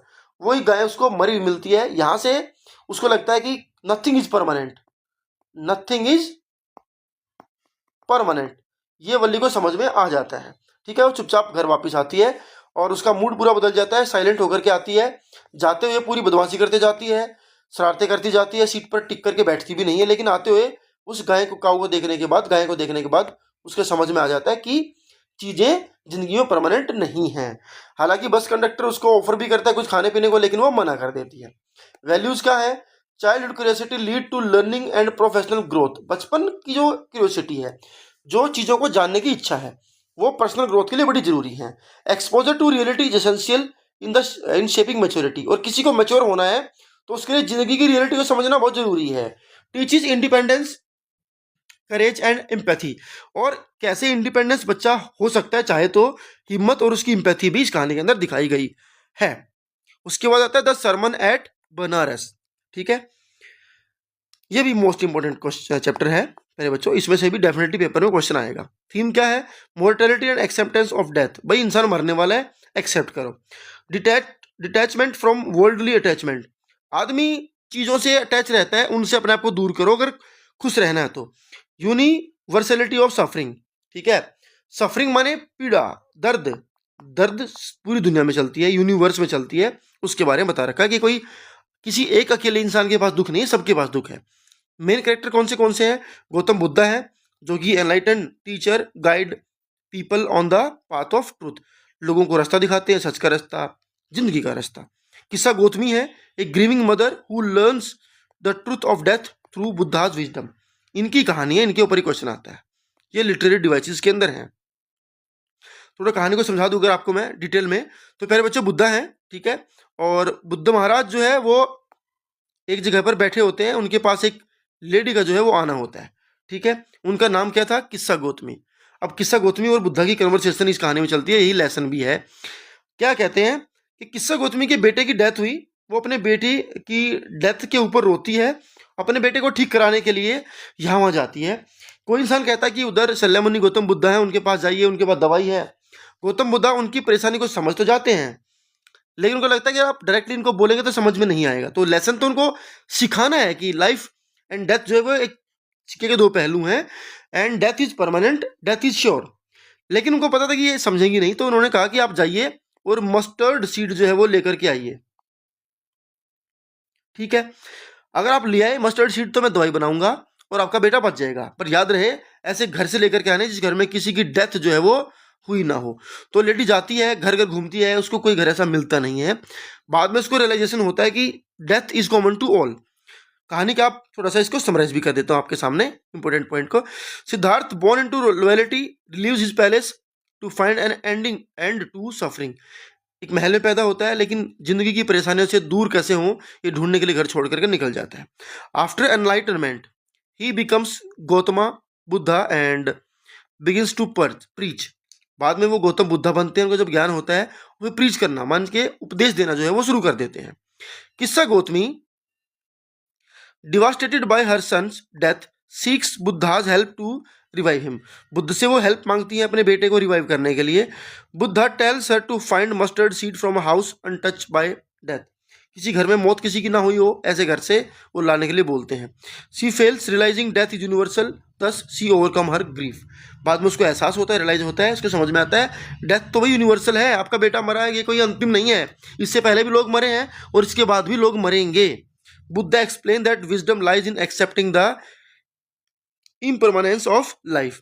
बुद्धा कहते हैं कि जिंदगी की जो खुशी है या जो असली जो लाइफ है वो एक्सेप्ट करने में है। Impermanence of life, impermanence means कि जो परमानेंट नहीं है, कि जिंदगी परमानेंट नहीं है, ये बात आपको स्वीकार कर लेनी है। वैल्यूज क्या सिखाई बुद्ध महाराज ने लास्ट में? Death is inevitable and part of human condition. जिंदगी तो कुछ भी नहीं है, मौत सच्चाई है और जिंदगी का हिस्सा है। True peace comes from accepting reality and practising detachment. असली जो सुकून शांति है वो इस बात को स्वीकार करने में है। Enlightenment comes from self awareness and universal compassion. असली इनलाइटनमेंट किस चीज से आती है? जब आप सेल्फ अवेयर हो जाते हैं। यूनिवर्सल कंपैशन माने दुनिया भर में सबसे प्यार करो, प्रेम करो और किसी चीज से अटैच नहीं होना है कि आप इसके बिना रह नहीं सकते, तो फिर डेफिनेटली आपको परेशानियां होंगी। उसके बाद लास्ट चैप्टर द प्रपोजल। ठीक है, या तो क्वेश्चन आएगा नहीं प्यारे बच्चों, आएगा तो फिर सीधा वैल्यू बेस्ड क्वेश्चन आएगा, लॉन्ग क्वेश्चन आएगा। Theme absurdity end of social customs and marriage negotiation. शादियों में होने वाली चीजें जिनके ऊपर देख करके आपको हंसी आ जाए, ये सब चीजें। Pride argument ego in human relationship. इंसानों के रिश्तों में कितना प्राइड आर्ग्यूमेंट और ईगो भरा पड़ा है, वो सब चीजें। Satire on materialism and petty conflict. जो चीजें मैटेरियल चीजें हैं उनके ऊपर लोग लड़ते हैं, पेटी कन्फ्लिक्ट हो जाते हैं, मीन्स छोटी छोटी बातों पर जिद बहस चलती है, ये बातें। मेन कैरेक्टर कौन कौन से? इवान लोमो है, जो इस कहानी के मेजर कैरेक्टर भी आप कह सकते हैं, इनके आसपास पूरी कहानी जो है वो घूमती है। एक नर्वस टाइप का इंसान है, hypochondriac land owner who comes to propose marriage, जो जाता है मैरिज का प्रपोजल लेकर के किसके पास, नताल्या के पास। एक स्ट्रॉन्ग विल्ड यंग वुमेन है जो who quarrels but often want to marry, जो क्वेरल करती है, ऑफन कई बार लड़ती झगड़ती है लेकिन शादी करने की इच्छा है। स्टीफन स्टेपनोविच चुबुको, ये नताल्या के जो फादर साहब हैं, सपोर्टिव हैं लेकिन शॉर्ट टेम्पर्ड हैं। ये सब लिटरेरी डिवाइसेस है, सटायर है, इसके अंदर आयरनी है और हाइपरबोल, ठीक है। समरी क्या कहती है, Lomov visit Chubukov's house intending to propose to Natalya. चलिए, नताल्या को शादी के लिए प्रपोजल देने के लिए घर पे जाता है। उसका घर पर आना चुबुको को पहले लगता है कि पैसे मांगने आएगा, तो पहले नेगेटिविटी उसके माइंड में आ जाती है। Before proposing Lomov and Natalya argue over petty issues like ownership of Oxen Meadows. Oxen Meadows नाम के जो खेत है उनकी ओनरशिप के ऊपर इन सब के बीच झगड़ा हो जाता है कि किसके हैं। वह Lomov storms out, Chubukov reveals his true purpose. झगड़ा होता है, बहस बढ़ती है और लोमो वहां से निकल जाता है। वहां से जाने के बाद चुबुको को समझ में आता है अरे वो किस लिए आया था। ये सुनकर के Natalya embarrassed calls him back, उसको वापस बुलाती है, but they end up quarrelling again. लेकिन झगड़ा फिर से शुरू हो जाता है। This time whose dog is better, कुत्ता किसका बढ़िया है, इस बात के ऊपर। Lomov collapses during the quarrel and Chubukov hurriedly blesses their marriage when he revives. लोमो को फिर से बेहोशी आ जाती है क्योंकि वो शॉर्ट टेम्पर्ड भी कह लीजिए, और पहले बता रखा कि हाइपोकॉन्ड्रियक है, नर्वस है, इसके उसको बार बार घबराहट होती है और वो बेहोश हो जाता है। बाद में उसके मुंह पर पानी वानी डाल करके उसको उठाया जाता है और जैसे वो रिवाइव होता है तुरंत ही शादी का आशीर्वाद दे देते हैं पिताजी इन दोनों को कि झगड़ा कुछ और ना बढ़े, उससे पहले शादी कर लीजिए। The play and with another argument ironically just after the engagement is announce. Engagement की अनाउंसमेंट हो जाती है और फिर से जो है बहस के साथ ये चैप्टर जो है खत्म हो जाता है। वैल्यू क्या है, human egos and social convention after overshadow real emotions. इंसानों की ईगो, सोशल कन्वेंशन, ठीक है, रियल इमोशन के ऊपर ओवरशैडो कर देते हैं। मीन्स कि इंसान की जो ईगो है वो सचमुच के इमोशंस को पीछे छोड़ देती, दबा देती है। Satirical portrayal of how materialism and pride can ruin meaningful movement. कैसे मेटलिज्म जो है वो चीज़ों को खराब कर सकती है, जिंदगी के मीनिंगफुल मूवमेंट को डिस्ट्रॉय कर सकती है। मीन्स के चीज़ों के पीछे आप भागते हैं, जो मेटेरियल चीज़ों के पीछे, मटीरियल चीज़ों के पीछे आप भागेंगे तो आपके जीवन के असली मूवमेंट शायद वो खराब हो सकते हैं। Advocates common sense and humility in relationship, और रिश्तों के अंदर ह्यूमिलिटी और कॉमन सेंस को भी एडवोकेट करता है ये चैप्टर। चलिए, डस्ट ऑफ स्नो, अब पोएम पे आते हैं प्यारे बच्चों, पोइट्री सेक्शन पर, ठीक है। सबसे पहले डस्ट ऑफ स्नो इंपोर्टेंट है श्योरली, ठीक है। ये तो क्वेश्चन आएगा, ये तो स्टैंड जाएगा। रॉबर्ट फ्रॉस्ट ने लिखी है। थीम क्या कहती है, small movement in nature can bring unexpected Joy. कि बहुत छोटी छोटी चीजें में बहुत बड़ा जॉय जो है वो लेकर के आ सकती हैं। पहले बच्चों, इतनी देर से हम लोग क्लास ले रहे हैं, आई होप कि चीज़ें आपको समझ में आ भी रही होंगी। तो अगर आ रही हैं तो अभी के अभी चैनल को सब्सक्राइब कर लें इन बिटवीन, ठीक है। अगर आप सब्सक्राइब कर लेते हैं तो आपको बहुत कुछ मिलेगा। क्या क्या मिल सकता है, अनलिमिटेड वीडियोज़, ठीक है, जिनसे आप अपनी तैयारी कर सकते हैं। बहुत सारी मोटिवेशनल वीडियोज़, बहुत सारे एजुकेशनल वीडियोज़, बहुत सारा ऐसा कंटेंट जो फ्यूचर में आपके काम आ सकता है ना। तो सब्सक्राइब जरूर कर लें, ठीक है। और साथ साथ अपने किसी फ्रेंड को शेयर भी कर दें। A shift in mood and perspective can change the course of day. Mood में थोड़ा बहुत बदलाव और आपके पर्सपेक्टिव में, आपकी समझ में थोड़ा बहुत बदलाव आपके दिन को बना सकती हैं, अच्छा बना सकती हैं। Nature heels and uplift even though unlikely element. Nature हमेशा अच्छी होती है, वो आपको हील ही करेगी, मतलब आपको आराम ही पहुंचाएगी, ठीक है। लिटरेरी डिवाइसेस में कौन से, इसमें इमेजरी है, इसमें एलिट्रेशन है, इसमें सिंबोलिज्म है, ये आपको याद रखना है, ठीक है। पहले बच्चों, पेपर के अंदर एक राइमिंग स्कीम भी आती है, ठीक है, वो भी आपको आज सिखा दे रहा हूं मैं कैसे बनती है। मान लीजिए आपके पास स्टैंजा आया, ठीक है, आपको स्टैंजा का जो लास्ट वर्ड है वो आपको पकड़ना है, उसकी ट्यून आपको पकड़नी है। तो सबसे पहली जो लाइन होगी उसकी जो ट्यून है, कोई भी ट्यून है, ठीक है, मान लीजिए कोई ट्यून, हम एक एग्जांपल लेता हूं कि स्टील, लास्ट वर्ड क्या है, स्टील। उसके बाद अगले लाइन पे चलिए, नेक्स्ट लाइन का जो लास्ट वर्ड होगा वो मान लीजिए आ गया मील। अब अगर वो मील है, पहला स्टील है, दोनों की ट्यूनिंग मैच कर रही है, तो पहले वाले को आप ए का नाम देंगे, दूसरे वाला अगर सेम टू सेम है तो वो भी ए है। अगर वो सेम नहीं है, स्टील की जगह पर वो है वर्ड, तो ये अलग साउंड है तो इसको बी का नाम देंगे।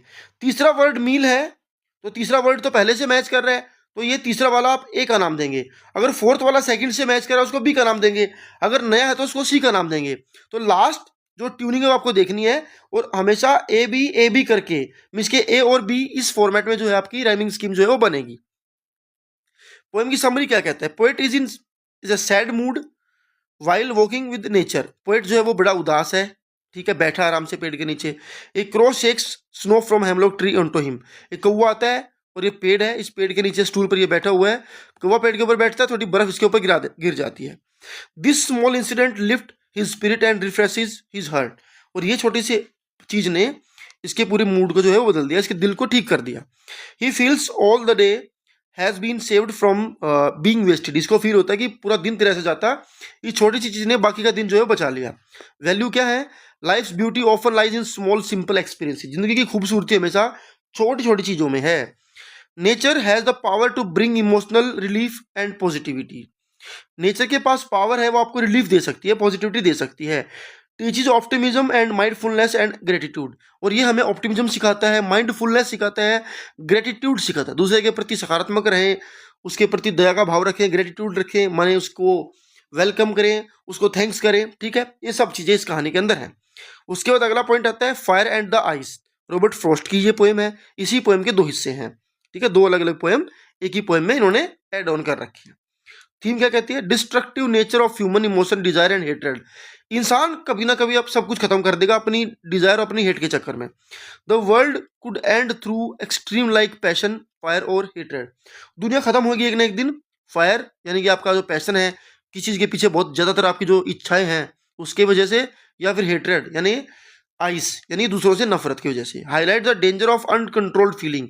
और आज की तारीख में लोग जो एक दूसरे के बारे में इतना बुरा भाव रखते हैं, अनकंट्रोल्ड फीलिंग जो लोगों की है, वो उसका danger. Literary devices, figure of speech, symbolism है, इमेजरी है और एलिट्रेशन है। बार बार इसमें एस की साउंड आपको रिपीट होती मिलती है। Summary poem the poet consider to believe about how the world might end either in fire और आइस। या तो आग में या तो बर्फ में धरती खत्म होगी, किसके बारे में बात कर रखी है। He connect fire with desire greed and intense passion. Fire माने हमारा लालच, हमारी बहुत ज्यादा इच्छाएं, इसको जो उन्होंने फायर का नाम दिया है। Ice is compare to hatred, indifference and cold heartedness. और आइस का मतलब है दूसरे से नफरत, इनडिफरेंस माने मतभेद, और कोल्ड हार्टेडनेस रूखापन। वैल्यूज क्या है? Human emotions if uncontrol can be destructive. इंसान अगर अपने नेचर पर कंट्रोल नहीं कर सकता तो एक ना एक दिन उसके विनाश का कारण बनता है। हेट्रेड एंड डिजायर में seem opposite but both are dangerous. Hatred और डिजायर है तो अलग अलग, लेकिन दोनों के दोनों डेंजरस हैं अगर एक्सट्रीम लेवल पर चले जाएं। Encourages emotional balance and awareness of one's feeling. Encourages emotional balance and awareness of one's feeling.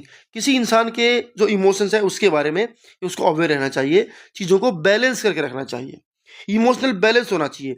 कोई चीज़ अगर एक्सट्रीम लेवल पर जाती है, प्यार भी अगर उस लेवल पर जाता है, लालच अगर उस लेवल पर जाता है, तो फिर वो एक ना एक दिन चीज़ों को डिस्ट्रक्शन का कारण बनता है। ये टाइगर इन द जू। तो दो तरह के टाइगर है प्यारे बच्चों, ठीक है, और दोनों का कंपैरिजन कर रखा है। एक टाइगर जो जू में रहता है, एक जो फॉरेस्ट में रहता है, ठीक है। ये कहानी है, लेस्ली नॉरिस ने कहानी लिख दी। थीम क्या कहती है? Contrast between freedom and captivity. Means के आज़ादी और गुलामी, इनके बीच में कंट्रास्ट है। तो पूरी पोएम जो है स्टोरी की फॉर्मेट में है कि कंपैरिजन की फॉर्मेट में है कि चीज़ें कैसे चलती हैं। आज़ादी का क्या मतलब होता है, गुलामी का मतलब होता है। आज़ाद जो चीज़ आज़ाद होती है वो कैसे बिहेव करती है, जो गुलाम होती है वो कैसे बिहेव करती है। Injustice of caging wild animals. जंगली जानवरों को केज में करते हो, आप पिंजरे में रखते हो, वो एक इनजस्टिस बताया गया है उसको। Suppression of natural instinct due to human dominance. और इंसान ने हर चीज़ को डोमिनेट करने की जो उसकी जो एक साजिश है, उसकी जो सोच है, उसके बारे में बता रखा है। लिटरेरी डिवाइसेस, इमेजरी है, कंट्रास्ट है, एलिट्रेशन है, पर्सोनिफिकेशन है। समरी क्या कहती है? The poet describe a tiger confined in a zoo moving silently in his cage. पहले बच्चों, ये जो थीम आपको लिखवाता हूँ ना, थीम अपने आप में एक क्वेश्चन का आंसर होता है। जो समरी मैंने आपको डिस्क्राइब करके बताई है, ये भी अपने आप में एक क्वेश्चन का आंसर है। इसको भी अगर आप किसी आंसर में लिखते हैं तो भी आपको बहुत अच्छे मार्क्स मिलने वाले। क्या कहता है? Poet describe a tiger confined to a zoo moving silently in his cage. एक ऐसा टाइगर जो जू में है और पिंजरे के अंदर बंद है, वो कैसे यहाँ से वहाँ मंडराता रहता है, घूमता रहता है। Though he looks majestic his strength is wasted behind bar. हालांकि देखने में तो टाइगर ही है, लेकिन जो स्ट्रेंथ जो है वो वेस्ट है, किसी काम की नहीं है, बिहाइंड बार से, सलाखों के पीछे है। The poet imagines how the tiger should be in the wild. और वो बताता है कि जंगली जो टाइगर है वो कैसे बिहेव करता होगा, वो जंगल में एक रहता होगा। Lurking in grass hunting deer, शिकार कर सकता होगा, घास में घूमता होगा। He should be roaring near villages free and fearless, आस पास के गाँव को डराता होगा, फ्री घूमता होगा, फियरलेस घूमता होगा। Instead he is stuck in a small cage staring at stars in helpless silence. और ये टाइगर जो पिंजरे में है ये चुपचाप है, ये बस घूर सकता है किसी को, आसमान को देखता रहता है, हेल्पलेस है। वैल्यूज क्या है? Wild animals deserve to live freely, सबको फ्री रहने का अधिकार है उनके नेचुरल हैबिटेट में, माने जो प्राकृतिक आवास है उनका, उसके अंदर। Captivity ropes animals of their dignity freedom and purpose. Captivity, गुलामी से आप उनकी कुछ चीज़ों को चुरा लेते हैं, उनकी डिग्निटी को चुरा लेते हैं, फ्रीडम को चुरा लेते हैं, उनका जिंदगी जीने का पर्पस को चुरा लेते हैं। नेचर ने जैसा बनाया उस पर्पस को आप चुरा लेते हैं अगर आप उनको गुलाम करते हैं तो। Encourages empathy and responsible behaviour toward wild life. हमारे अंदर दया होनी चाहिए, हमारा बिहेवियर रिस्पॉन्सिबल होना चाहिए वाइल्ड लाइफ को लेकर के। अगली पोएम है how to tell wild animals. Less important poem है, ठीक है, खाली आपको समझा रखा है कि कौन सा एनिमल कैसे बिहेव करता है। ह्यूमरस है ये पोएम, थीम की अगर बात करें तो। सटायर है इंसान की क्यूरियोसिटी को लेकर के। इंटरटेनमेंट थ्रू एग्जेगरेशन एंड आयरनी, चीज़ों को बढ़ा चढ़ा करके पेश किया गया है, उसके थ्रू इंटरटेनमेंट करने की कोशिश करी गई है। These four are the literary devices, humour and irony. Rhyming scheme इसकी AABBCC है। एलिट्रेशन इसके अंदर है, इमेजरी इसके अंदर है। समरी क्या कहती है? The poet comically explain how to recognise wild animals, बताता है कि कैसे आप उनको पहचानेंगे। She describe the Asian lion as large and loud. Asian lion के बारे में कहते हैं लार्ज और लाउड है, रोवर करता है। बंगाल टाइगर के बारे में कहते हैं पाउंस है एंड किल आपके ऊपर उछलेगा, आपको जान से मार देगा। लेपर्ड के बारे में कहते हैं स्पॉटेड है, स्विफ्ट है, लीपिंग माने बहुत उछल कूद करता है, छलांग लगाता है। बियर के बारे में कहता है आपको हगली टाइट कर लेगा, सॉरी हग कर लेगा टाइटली, ठीक है, हमने थोड़ा उल्टा बोल दिया, हगली टाइट कर लेगा, है ना। तो हग करेगा, आपको गले लगा लेगा, टाइटली कस के पकड़ लेगा, और ये खतरनाक भी, फैटल भी हो सकता है। उसके बाद पोएट कहता है हाँ, if someone scream when animal appear they have likely met them already. अगर कोई वो पहले ही बता रहे हैं कि आपको वार्न कर रहे हैं कि अगर कोई चिल्लाए तो समझ लो उधर कोई जंगली जानवर जो है उसके सामने आ गया। और वो क्रोकोडाइल के बारे में बताते हैं कि भाई अगर कोई जानवर है पानी में, उसको आंसू जैसे लग रहे तो आंसू बाहर है तो क्रोकोडाइल। हाइना के बारे में बताते हैं, कैमलियन के बारे में बताते हैं। तो इस तरीके से उन्होंने डिस्क्राइब कर रखा अलग अलग एनिमल्स को। वैल्यू क्या कहते हैं? Encourage learning with humour and caution, सावधानी से चीज़ों को सीखो, ठीक है। Highlight the world animal should be respected and not approach casually, जानवरों के पास बार बार मत जाओ, उनको तंग मत करो, रेस्पेक्ट करो। Shows how poetry can make learning engaging with fun, कैसे पोइट्री हेल्पफुल है फन के साथ अगर आपको चीज़ सीखे तो। जैसे कि इस पोएम के अंदर मजाकिया स्वभाव में आपको सभी एनिमल्स के बारे में बता दिया। उसके बाद द बोल पोएम मोस्ट इंपोर्टेंट पोएम है। थीम क्या है? Loss and emotional maturity. कई बार तो यही क्वेश्चन आता है, what is the central idea of the poem, the बोल पोएम। तो आपको ये 4 लाइन लिख करके आनी है प्यारे बच्चों। Realisation of personal responsibility, letting go and accepting change. ये बता रखा है कि आपको चीज़ों को लेट इट गो करना है, एक्सेप्ट करना चेंज को। कोई चीज़ चली गई तो चली गई, आपको एक्सेप्ट करना कि भाई गई तो गई, अब नहीं आएगी।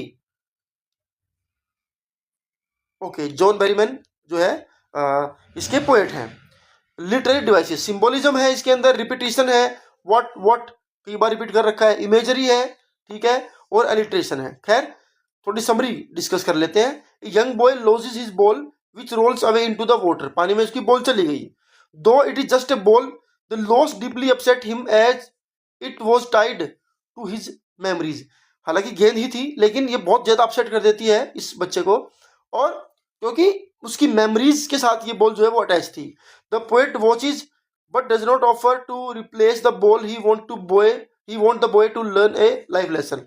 बच्चे को सिखाना चाहता है पोएट, कहता है कि बॉल तो दूसरी आ जाएगी लेकिन जो बॉल के साथ इमोशंस जुड़े हुए थे वो दूसरे नहीं आएंगे, ठीक है। लेकिन दूसरी तरफ वो ये भी कहता है कि जो चीज़ एक बार चली जाती है, क्योंकि everything is not permanent, permanent नहीं है कुछ भी इधर, तो सब चीज़ें परमानेंट नहीं है। तो चाहता है पोएट कि बच्चा लेसन सीखे। The poem reflect on how loss is a part of growing up. जब इंसान ग्रोन अप होता है तो लॉस, नफा नुकसान सब उसका हिस्सा है। It teaches that we must accept what is gone and learn to live responsibility. हमें समझना चाहिए हर चीज़ को कि जो चीज़ चली गई, जो चीज़ है वो है। तो ये चीज़ समझाने की कोशिश कर रखी है। वो बता रखा है कि जो लॉस है, वो चीज़ का लॉस तो आप दोबारा से परचेज कर सकते हैं, लेकिन इमोशंस का लॉस परचेज जो है वो नहीं होता है। अल्टीमेटली आपको खुद को समझा करके आगे बढ़ना ही बढ़ना होता है, ठीक है, वो रिपे नहीं हो सकता। वैल्यूज़ क्या है? Life includes inevitable losses, material और इमोशनल। चीज़ें भी गुम होएंगी आपकी, इमोशनली भी लॉस आपका होएगा, ये सब जिंदगी का हिस्सा है। Maturity means learning to accept such losses. और असली मैच्योरिटी किसमें है? इन सब तरह के नुकसान को स्वीकार कर लेना। Personality growth comes from experience not protection. अगर आप प्रोटेक्शन में रहेंगे हमेशा, इससे आपकी पर्सनैलिटी नहीं बनेगी। पर्सनैलिटी ग्रोथ हमेशा आपके एक्सपीरियंसेस से होती है। Amanda, another important poem. Poet robin clean, ठीक है। थीम क्या कहती है? Struggle of adolescence and desire for freedom. बच्चों का स्ट्रगल, ठीक है, और उनकी आज़ादी के लिए इच्छा। 12, 15, 13 साल का बच्चा भी चाहता है मेरे को फ्रीडम से रहने दो, उसको लगता है कि मैं गुलाम हूँ। Conflict between adult authority and child imagination.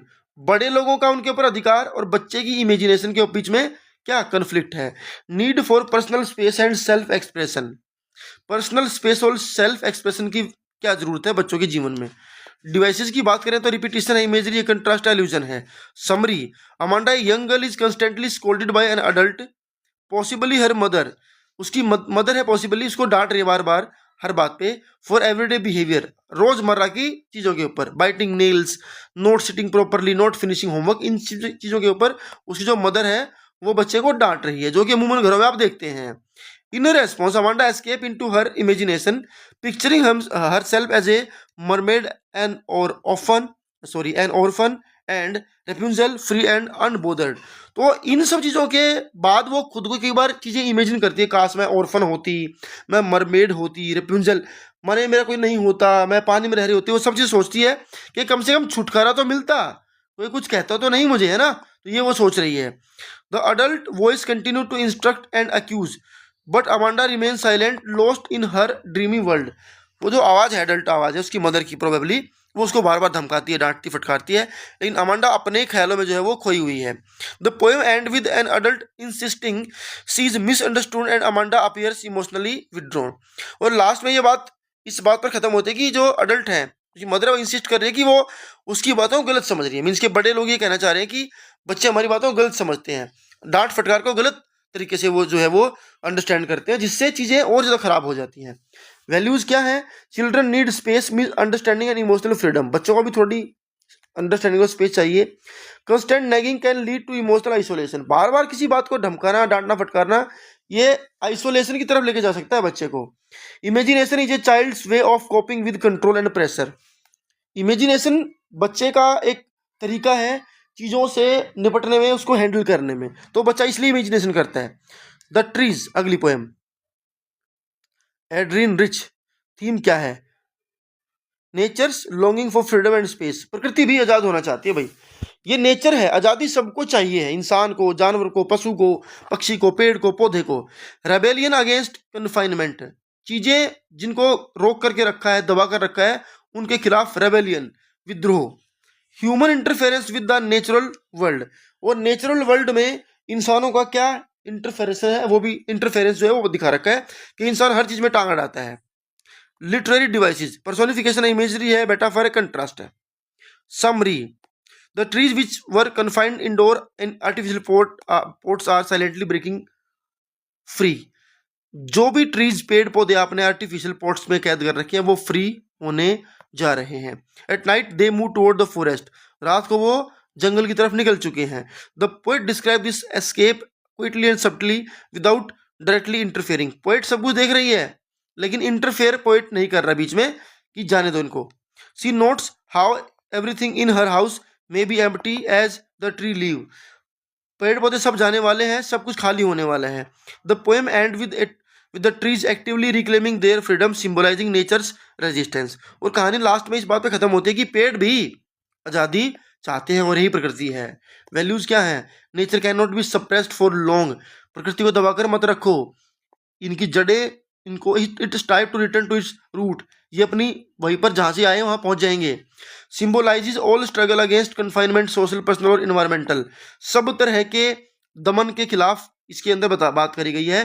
चाहे आप फीमेल्स की बात लीजिए, उनको दबा करके रखना, कमरे में रहना, आपको रसोई का काम करना है, ये सब चीज़ें, या एनवायरमेंटली या पर्सनली सोशली हर तरह के जो दमन है उसके खिलाफ स्ट्रगल को यहाँ पर ये पेज शो कर रहे हैं। Encourages respect for natural freedom and individual liberation, encourage करता है, रिस्पेक्ट होनी चाहिए हमारी नेचुरल फ्रीडम के प्रति। फॉग, छोटी सी पोएम है 3-4 लाइन की, ठीक, क्या कहता है? Transient and mysterious nature of fog, धुंध का नेचर बता रखा है कि जब मिस्टीरियस है। Power of observation and personification, observation की क्या पावर है? Quite beauty and unpredictability of nature element, nature के जो एलिमेंट है वो ब्यूटी उनके अंदर होती है और वो अनप्रेडिक्टेबल होते हैं, माने उनको आप प्रेडिक्ट नहीं कर सकते। लिटरेरी डिवाइसेस, मेटाफर है, पर्सोनिफिकेशन है, इमेजरी है और फ्री वर्स, कोई राइम नहीं है, फ्री वर्स है ये पोएम, ठीक है। समरी क्या कहती है? The poet compare fog to a silent cat, एक बिल्ली के साथ उसको कंपेयर करती है, कर रखा है इस पोएम के अंदर पोएट ने फॉग को। It arrive quietly on little cat feet, कहता है बिल्ली की तरह दबे पांव आती है, settle over the city and the harbour, और सब जगह धुंध फैल जाती है। It stay for while watching everything then moves on just as quietly, कुछ देर रुक करके फिर चुपचाप वहां से निकल जाती है। The comparison gives fog a living concise presence, और ये जो कंपेरिजन है ये धुंध को ना एक लिविंग प्रेजेंट बताता है कि भाई जैसे कोई चीज़ का आना फिर जाना, जैसे कोई जिंदा इंसान कोई चीज़ जाना आना करता है ना, तो बिल्ली की तरह उसको बता रखा। तो धुंध तो वैसे नॉन लिविंग होता है ना, लेकिन कंपेरिजन कर रखा है, तो पर्सोनिफिकेशन यूज कर रखा है। वैल्यू क्या कहती है? Nature operates quietly and independently, भाई प्रकृति तो अपने हिसाब से चलती है, इंसान के कंट्रोल से बाहर है। Simple observation of the natural world can carry deep meaning, अगर आप ध्यान से देखेंगे तो उसके बड़े गहरे मतलब हैं। Encourages mindfulness and poet appreciation of everyday phenomena, रोजमर्रा की चीज़ों के बारे में जो लिखा उसकी तारीफ हो रखी है, माइंडफुलनेस की बात हो रखी है। लेकिन अब आते हैं मेन मुद्दे पर। फॉग इज इक्वल टू क्या?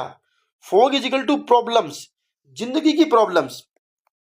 जैसे फॉग आई और चली गई, तो पोएट कहता है अगर आप जीवन में शांत रहेंगे, समझदारी से काम लेंगे, तो प्रॉब्लम भी आएंगी और चली जाएंगी। तो ये भी बात हमें समझाने की कोशिश कर रखी है। The tale of the custard the dragon, ये पोएम है, अनदर पोएम है, ये भी इंपॉर्टेंट है, मतलब पेपर के बार क्वेश्चन आता है। थीम क्या है? ब्रेवरी एंड सेल्फ परसेप्शन, बहादुरी और खुद के बारे में खुद ही कुछ सोच लेना। Irony between appearance and reality, जो दिखता है और जो है सच में, इनके बीच में irony. Everyone has courage they may show it in unexpected ways, सबके पास हिम्मत है भाई, कोई कहाँ दिखाता है कोई कहाँ दिखाता है। राइमिंग स्कीम इसकी ए बी बी है, और रिपीटिशन है इसके अंदर, एलिट्रेशन, आयरनी है, ह्यूमर है। समरी क्या कहती है? समरी कहती है the poem tells the story of Belinda, Belinda की कहानी है, उसके पेट है इंक है जो कि कैट है, ब्लिंक माउस है, मस्टर्ड डॉग है, कस्टर्ड जो है वो ड्रैगन है। ये सब लोग कस्टर्ड को छोड़ करके जितने भी एनिमल्स हैं सब लोग कहते हैं हम बहादुर है, कस्टर्ड जो है वो डरपोक है, ठीक है। Everyone claim to be brave while custard is mocked for being timid and always asking for nice safe cage, और सब उसको कहते हैं जा जा जा छुप जा, तो थोड़ा पिंजरा पकड़ ले, तू डरपोक है। However when a pirate attack everyone panics except Custard who bravely fight and defeat him, घर में जब गुंडे आते हैं, पायरेट आते हैं, तो सारे एनिमल छुप गए, खाली कस्टर्ड रहा और उसने अटैक करके उन सबको मार भगाया। Afterward the other return to boasting and custard remain humble, जैसे ही सब चीज़ें शांत हुई, बच गए वो लोग, तो बाकी सब फिर निकल करके आते, कहते हैं नहीं नहीं हम भी बहुत ब्रेव हैं, और हम तो तुम्हारा पर टेस्टिंग ले रहे थे, ठीक है, तू डरपोक ही है। The poem end humorously highlighting irony and reversal of roles. Reversal of role का मतलब होता है जिसको आप समझ रहे थे ये बहादुर है, वो कमजोर निकला, कमजोर वाला बहादुर निकला, ऐसे रोल रिवर्स हुए, ह्यूमरसली खत्म हो जाती है। इसी बात पर हाईलाइट करती है कि जो दिखता कई बार वो नहीं होता है, जो नहीं दिखता वो भी हो सकता है। वैल्यूज क्या है? The bravery is shown through actions not words, बहादुरी शब्दों से नहीं आती भाई, एक्शन से आती है, जैसा कस्टर्ड ने करके दिखाया। कस्टर्ड ने कभी कहा नहीं कि बहादुर हूँ, लेकिन बहादुरी दिखाई। पीपल में hide there courage behind modesty, लोग, बहुत लोग ऐसे हैं जो अपनी शांति के पीछे अपनी ब्रेवरी छुपा लेते हैं, उनको कम नहीं आंकना चाहिए। डोंट जज someone based on their outward behaviour, किसी को उनके बाहरी बिहेवियर के ऊपर आपको उसके बारे में उसकी जांच नहीं करनी चाहिए, ठीक है। For Annie Gregory, next point, William Butler Yeats. Theme क्या है? Superficial love versus inner beauty, अंदरूनी सुंदरता और बाहर का प्यार। Desire for true unconditional love, unconditional love के लिए, सच्चे प्यार के लिए desire. External appearance fades, what truly matter is the soul. बाहरी जो अपीयरेंस है, दिखावा, वो एक ना एक दिन फेड होना है। असली चीज हमारे अंदर होती है, ब्यूटी हमारे अंदर होती है। डिवाइसेस की बात अगर करें, राइमिंग स्कीम रेगुलर है, सिंपल है, AABB। एलिट्रेशन है, मेटाफर है, कंट्रास्ट है, डायलॉग है। समरी क्या कहते हैं, speaker tell Annie Gregory that man love for her beautiful yellow hair. वो अपनी लवर को बताता है कि भाई लोग आपसे प्यार करते हैं आपके सुंदरता को लेकर के, आपके बाल ऐसे हैं या आपकी शक्ल ऐसी है। Annie replied that she could dye her on hair brown. वो कहती है मैं तो डाई कर लूंगी, ऐसे रहेंगे हमेशा मेरे ब्लैक और carrot colour, but that would not change man's focus on her looks. लेकिन अपने ऊपर से फोकस कम नहीं होने दूंगी। The speaker share a deeper truth that only God can love someone for they truly are beyond appearance. लेकिन poet समझाता है भाई ऐसा नहीं होता है। इंसान का प्यार समय के साथ फीका पड़ जाता है, लेकिन भगवान जी हैं, गॉड है, गॉड आप जैसे हैं, उसी स्थिति में आपसे प्यार कर सकते हैं। The poet question human nature and the ability of love selflessly. इंसान का खुद के प्रति प्यार, उसका नेचर, इस बारे में चर्चा कर रखी है। वैल्यूज क्या है, true love must go beyond physical appearance. सच्चा प्यार जो है वो फिजिकल अपीयरेंस से परे है, माने शक्ल दिखती कैसी है उससे बहुत ऊपर है सच्चा प्यार। मोस्ट पीपल जज looks but spiritual love values the person with in. बहुत लोग लुक्स को जज करते हैं, लेकिन असली जो लव है वो, या होना चाहिए जो जो असली वैल्यूज है वो हमारे अंदर होती हैं। Encourage self worth, dignity and inner beauty. खुद से प्रेम करो, रेस्पेक्ट करो अपने आप की, दूसरों की भी, और खुद की जो अंदर की ब्यूटी उसको पहचानो। ओके, तो प्यारे बच्चों नेक्स्ट बुक पर चलते हैं। सब्सक्राइब अगर आपने नहीं किया ना अब तक तो भी कर लो। अगर आपने नहीं किया सब्सक्राइब तो कर लो, और बेल आइकन को दबाना तो बिल्कुल भूलना नहीं है, क्योंकि आगे आने वाली सारी अपडेट्स आपके आगे जो भी आपको ज़रूरत पड़ेगी उसके हिसाब से हम बहुत सारी वीडियोस आपके लिए बनाते हैं प्यारे बच्चों। चाहे आपके एडमिशन के रिगार्डिंग है, आपके करियर को लेकर के है, आपको कौन सी स्ट्रीम चुननी है उसके लिए, उसको लेकर के है। तो जिन जिन चीज़ों की आपको ज़रूरत पड़ती रहती है वो सब चीज़ें हम आपके लिए लेकर के आते रहते हैं। तो उसके लिए आपको सब्सक्राइब तो करना पड़ेगा, ठीक है। द ट्रुथ ऑफ सर्जरी अगली बुक है हमारी, फुटप्रिंट्स विदाउट फीट सप्लीमेंट्री जो आपकी बुक है। जेम्स हेरियट, इन्हीं की कहानी है, ये डॉक्टर है, ये कहानी बताते हैं। थीम क्या है, caring for animal with love and discipline. भाई जानवरों के साथ थोड़ा प्यार दिखाओ, डिसिप्लिन भी दिखाओ। डेंजर ऑफ ओवर इंटेलिजेंस, अगर आप बहुत ज्यादा परवाह कर लेंगे तो ये खतरा भी है, ठीक है। Importance of professional guidance in health and lifestyle, कितनी जरूरी है प्रोफेशनल गाइडेंस हेल्थ और लाइफस्टाइल में, ये उस कुत्ते कैरेक्टर के थ्रू दिखा रखा है। कैरेक्टर कितने हैं, 3। डॉक्टर हैरियट है, अच्छे हैं, काइंड है। वेटनरी जो है वो सर्जन है। मिसेस पम्फ्रे एक महिला है, रिच है, ओवर इंटेलिजेंट है लेडी हु स्पॉइल हर पेट, बहुत ज़्यादा सोचती हैं अपने पेट के बारे में, इसलिए उन्होंने अपना कुत्ता जो बीमार कर दिया। ट्रिकी एक पैम्पर्ड डॉग है who falls ill due to over feeding, ज़्यादा खा खा करके बीमार हो गया, ठीक है। कहानी की जो टोन है वो ह्यूमरस है, ठीक है। और जो नरेशन है वो फर्स्ट पर्सन है, मन डॉक्टर हैरियट खुद ही सुना रहे हैं। स्टोरी क्या है, कुत्ता है ट्रिकी नाम का, उसकी मालकिन मिसेस पम्फ्रे बहुत प्यार करती हैं। डॉक्टर ने कहा जी कुत्ता आपको कुछ ठीक सा लग रहा है, मालकिन को लगा कि कुछ बीमारी है, कुत्ता कमजोर हो गया, उसको और खिलाते हैं, कुत्ता फाइनली बीमार हो जाता है, ठीक है। डॉक्टर साहब उसको देखते समझ जाते हैं इसके साथ क्या हुआ, ये ओवर फीडिंग का शिकार है, और उसको लेके जाते हैं साथ में, वो कहते हैं इसको हॉस्पिटल जाना पड़ेगा, उधर इसकी सर्जरी हुएगी। चलिए, Mrs Pomfrey dots on tricky feeding him rich food and treat excessively, वो उसको खूब खिला पिला के इसको खराब कर देती हैं। Tricki becomes ill, lethargic and overweight, भारी भरकम लोथू जो है वो बन जाता है। Doctor Herriot concern takes Tricki to his surgery for treatment, doctor Herriot जो है वो इस बात को लेकर कंसर्न होते हैं, चिंता करते हैं, और वो लेकर जाते हैं अपने साथ उसकी सर्जरी करने के लिए। At the clinic Tricki is put on a simple diet, allowed to play with other dogs and recovers quickly, लेकिन वहाँ जाकर कोई सर्जरी नहीं होती है, सिंपल डाइट पे पानी पे उनको रखा जाता है कुत्ते को, और धीरे धीरे बाकी कुत्तों के साथ वो रिकवर कर लेते हैं। Mrs Pumphrey is thrilled by Tricki's transformation and call it triumph of surgery, लेकिन जब मिसेस पम्फ्रे ने देखा 15 दिन के बाद, देख के लगा कि कुत्ता तो यार बिल्कुल ठीक हो गया, तो उसको लगता है कि सर्जरी ना कामयाब रही।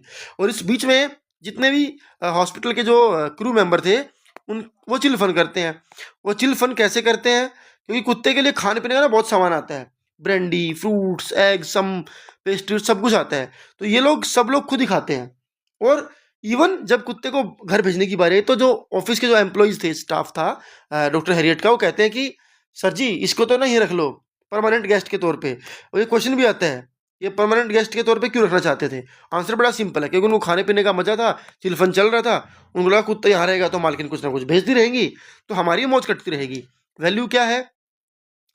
True love means setting boundaries and ensuring health not spoiling. सच्चा प्यार बाउंड्री सेट करने में है, ओवर प्यार करने में नहीं, ज्यादा प्यार करने में नहीं, इससे तो सब कुछ खराब हो जाएगा। Balance in food, exercise and affection is vital even for pet. चाहे पशु है, पक्षी है, इंसान है, सब चीजें बैलेंस में, खाना एक्सरसाइज सब कुछ बैलेंस में होना चाहिए। Professional know best when it comes to treatment and care.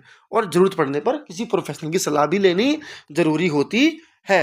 The thief story important chapter है, ठीक है, मेरा पर्सनल फेवरेट चैप्टर है, रस्किन बॉन्ड का ये चैप्टर है। Theme, trust can transform life. विश्वास जो है वो जिंदगी को बदल सकता है। The power of kindness and forgiveness.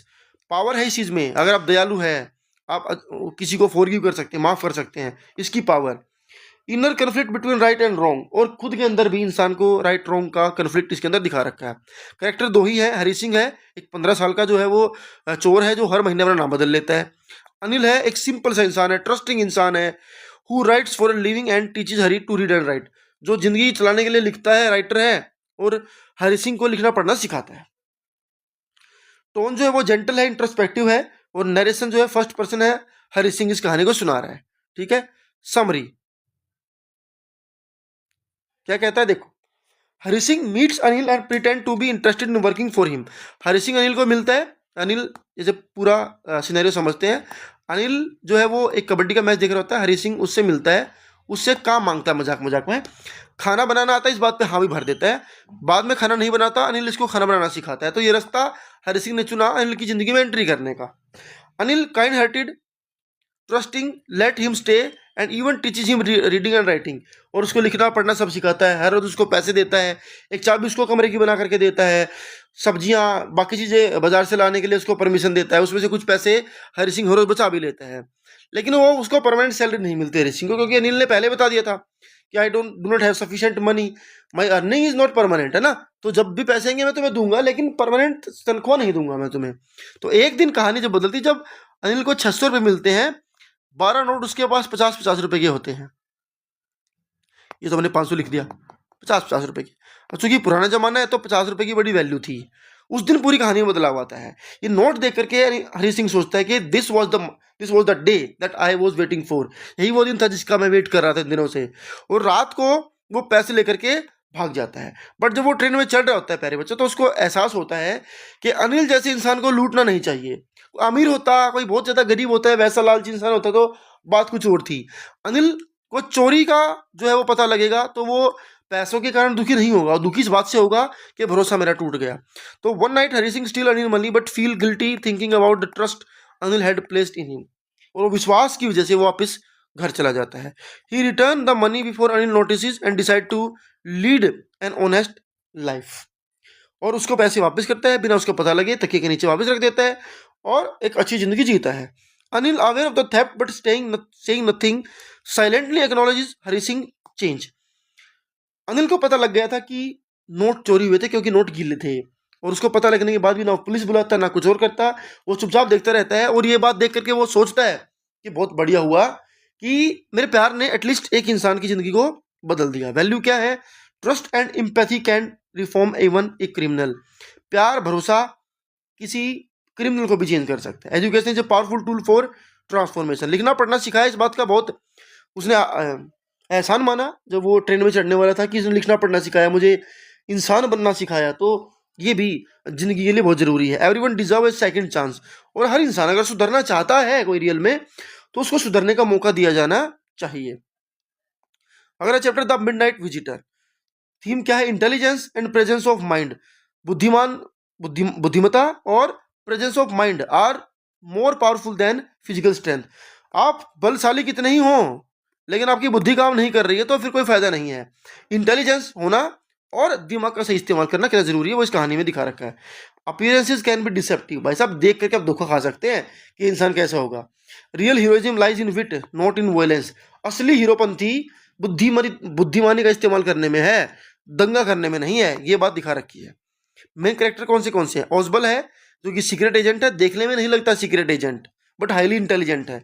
Fowler है, एक यंग राइटर है, थ्रिल स्पाई स्टोरी कवर करने के लिए ऑसबल के साथ आता है। और मैक्स है ये राइवल स्पाई जो कि ऑसबल का दुश्मन है, उसके घर में घुस जाता है उससे कुछ इंपॉर्टेंट डॉक्यूमेंट चुराने के लिए। इसकी सस्पेंसफुल जो टोन है कहानी की, थर्ड पर्सन स्टोरी टेलिंग चलता है, फाउलर के पॉइंट ऑफ व्यू से कहानी को देखने का नजरिया है। खैर ये बात तो मैं एडिशनल इन्फॉर्मेशन के तौर पर आपको बता रहा हूँ। समरी क्या कहती है? समरी बड़ी सिंपल है कि ऑसबल जो है वो अपने रूम में जैसे ही एंट्री मारता है, सामने जो है मैक्स खड़ा था, बस यहीं से किस्सा शुरू होता है।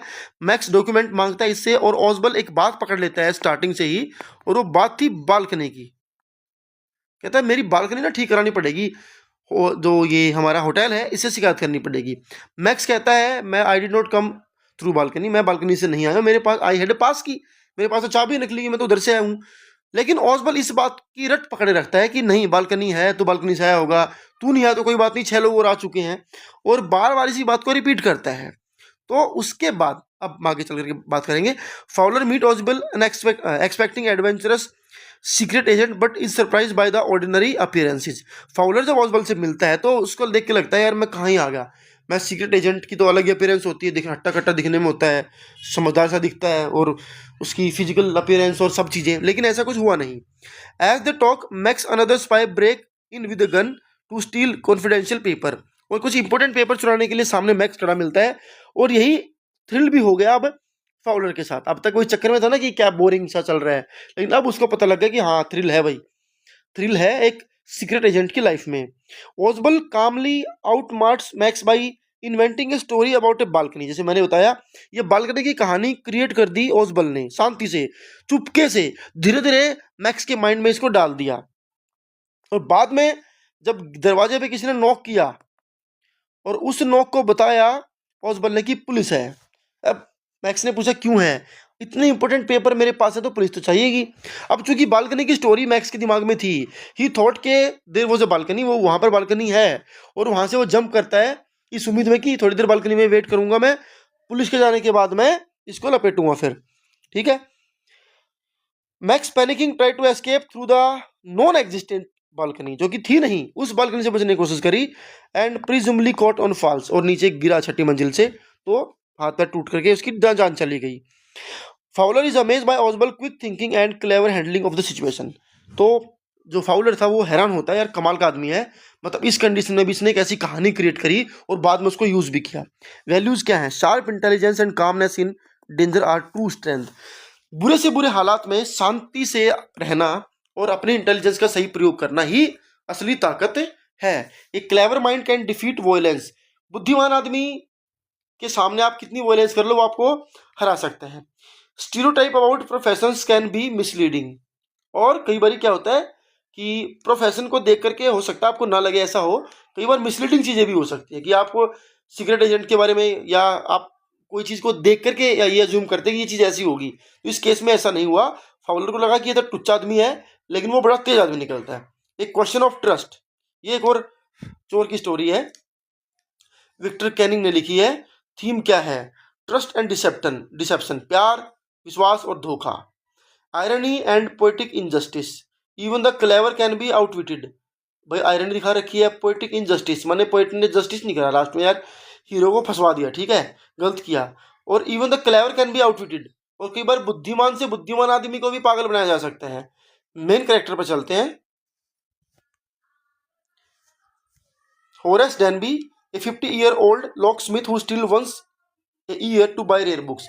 होरेस डेनबी मेन कैरेक्टर 50 साल का है और एक ताला बनाने वाला है, और हर साल चुराता है, एक चोरी करता है बुक्स खरीदने के लिए, रेयर बुक्स। द लेडी, एक महिला, एक cunning woman who outsmart Horace by pretending to be the home owner. एक लेडी जो खुद को घर की मालकिन बता करके लूट करके चली जाती है होरेस को। कहानी की टोन आयरोनिक है, सस्पेंसफुल है, नरेशन थर्ड पर्सन में चलता है। समरी क्या है? Horace Danby appear honest but plans yearly robbery to afford his love for rare book. वैसे तो ये ऑनेस्ट है समाज में तो, लेकिन साल में एक चोरी तो कर ही लेता है। क्या करने के लिए? शौक है इसको रेयर बुक्स का। जब भी कोई एग्जीबिशन आता है रेयर बुक्स का, कीमती किताबें खरीदने के लिए पहुंच जाता है, उसके लिए चोरी करता है। He target luxurious house while the owners are away, और ये पहले पूरी प्लानिंग कर लेता है, ठीक है, और जब घर वाले नहीं होते तो उस घर को लूट लेते हैं। तो एक बारी एक ऐसे ही घर में जाता है Horace Denby, shoot over grange करके एक बंगलो था, उस बंगले के बारे में सारी इन्फॉर्मेशन उन्होंने इकट्ठी करी, ठीक है। उसके बाद जब घर में एंट्री करता है तो ग्लव्स वगैरह सब पहन रखे थे। तो जैसे ही वो चोरी करने वाला था, he was about to steal, तुरंत इसके पास एक यंग लेडी आती है और वो लेडी खुद को प्रिटेंड करती है कि मैं इस घर की मालकिन हूँ। तो होरेस उसको रिक्वेस्ट करता है कि लेट मी गो, मुझे जाने दो। तो लेडी बोलते है कि ठीक है, मेरा काम करो, इस सेफ के अंदर मेरी ज्वेलरी है, उसमें से वो निकाल के मुझे दो, क्योंकि सभी घर वाले यहाँ हैं नहीं, तो चाबी मेरे पास है नहीं, मैं पीछे रह गई, तो बैंक जाने का टाइम इतना है नहीं, तो यहाँ पर जो ज्वेलरी रखी है उसको निकाल करके दे दो। होरेस डेनबी को लगता है कि घर की मालकिन है तो क्या ही जरूरत है, उसने ग्लव्स वगैरह सब निकाल करके ज्वेलरी उसको निकाल करके दे दी। Everything was fine up to here, यहाँ तक तो सब ठीक था। बट उसके बाद क्या होता है, जैसे ही वो उस महिला से मिलता है, जैसे कि मैंने बताया, who claim to be home owner asking him to open the safe, उसके लिए अलमारी खोल दी। ट्रस्टिंग हर, यहाँ पर उस लेडी के ऊपर ट्रस्ट करके गलती कर दी। Horace obeys only to realise later she was a thief herself. बाद में होरेस पकड़ा जाता है, उसके फिंगरप्रिंट उस अलमारी के ऊपर मिलते हैं, सेफ के ऊपर मिलते हैं, और पुलिस उसको ही पकड़ करके लेके जाती है। तो तब उसको रियलाइज होता है वो खुद एक चोर थी और वो मेरे से बड़ी चोर थी, मैं इसको चोर को लूट करके लेके गई तो इस लेवल की चोर थी। He is caught and jailed feeling betrayed and outwitted, जेल में गया, उसको लगा कि मेरे को धोखा दिया गया है और ये उसको फील होता रहा। वैल्यूज क्या है, crime does not pay, even clever thieves can be deceived. Crime छुपता नहीं है, ठीक है, एक ना एक दिन पकड़े जाते हैं और बुद्धिमान से बुद्धिमान चोर ही पकड़ा जाता है। Trust should be earn not given blindly, और विश्वास सोच समझ कर करना चाहिए, अंधाधुंध नहीं।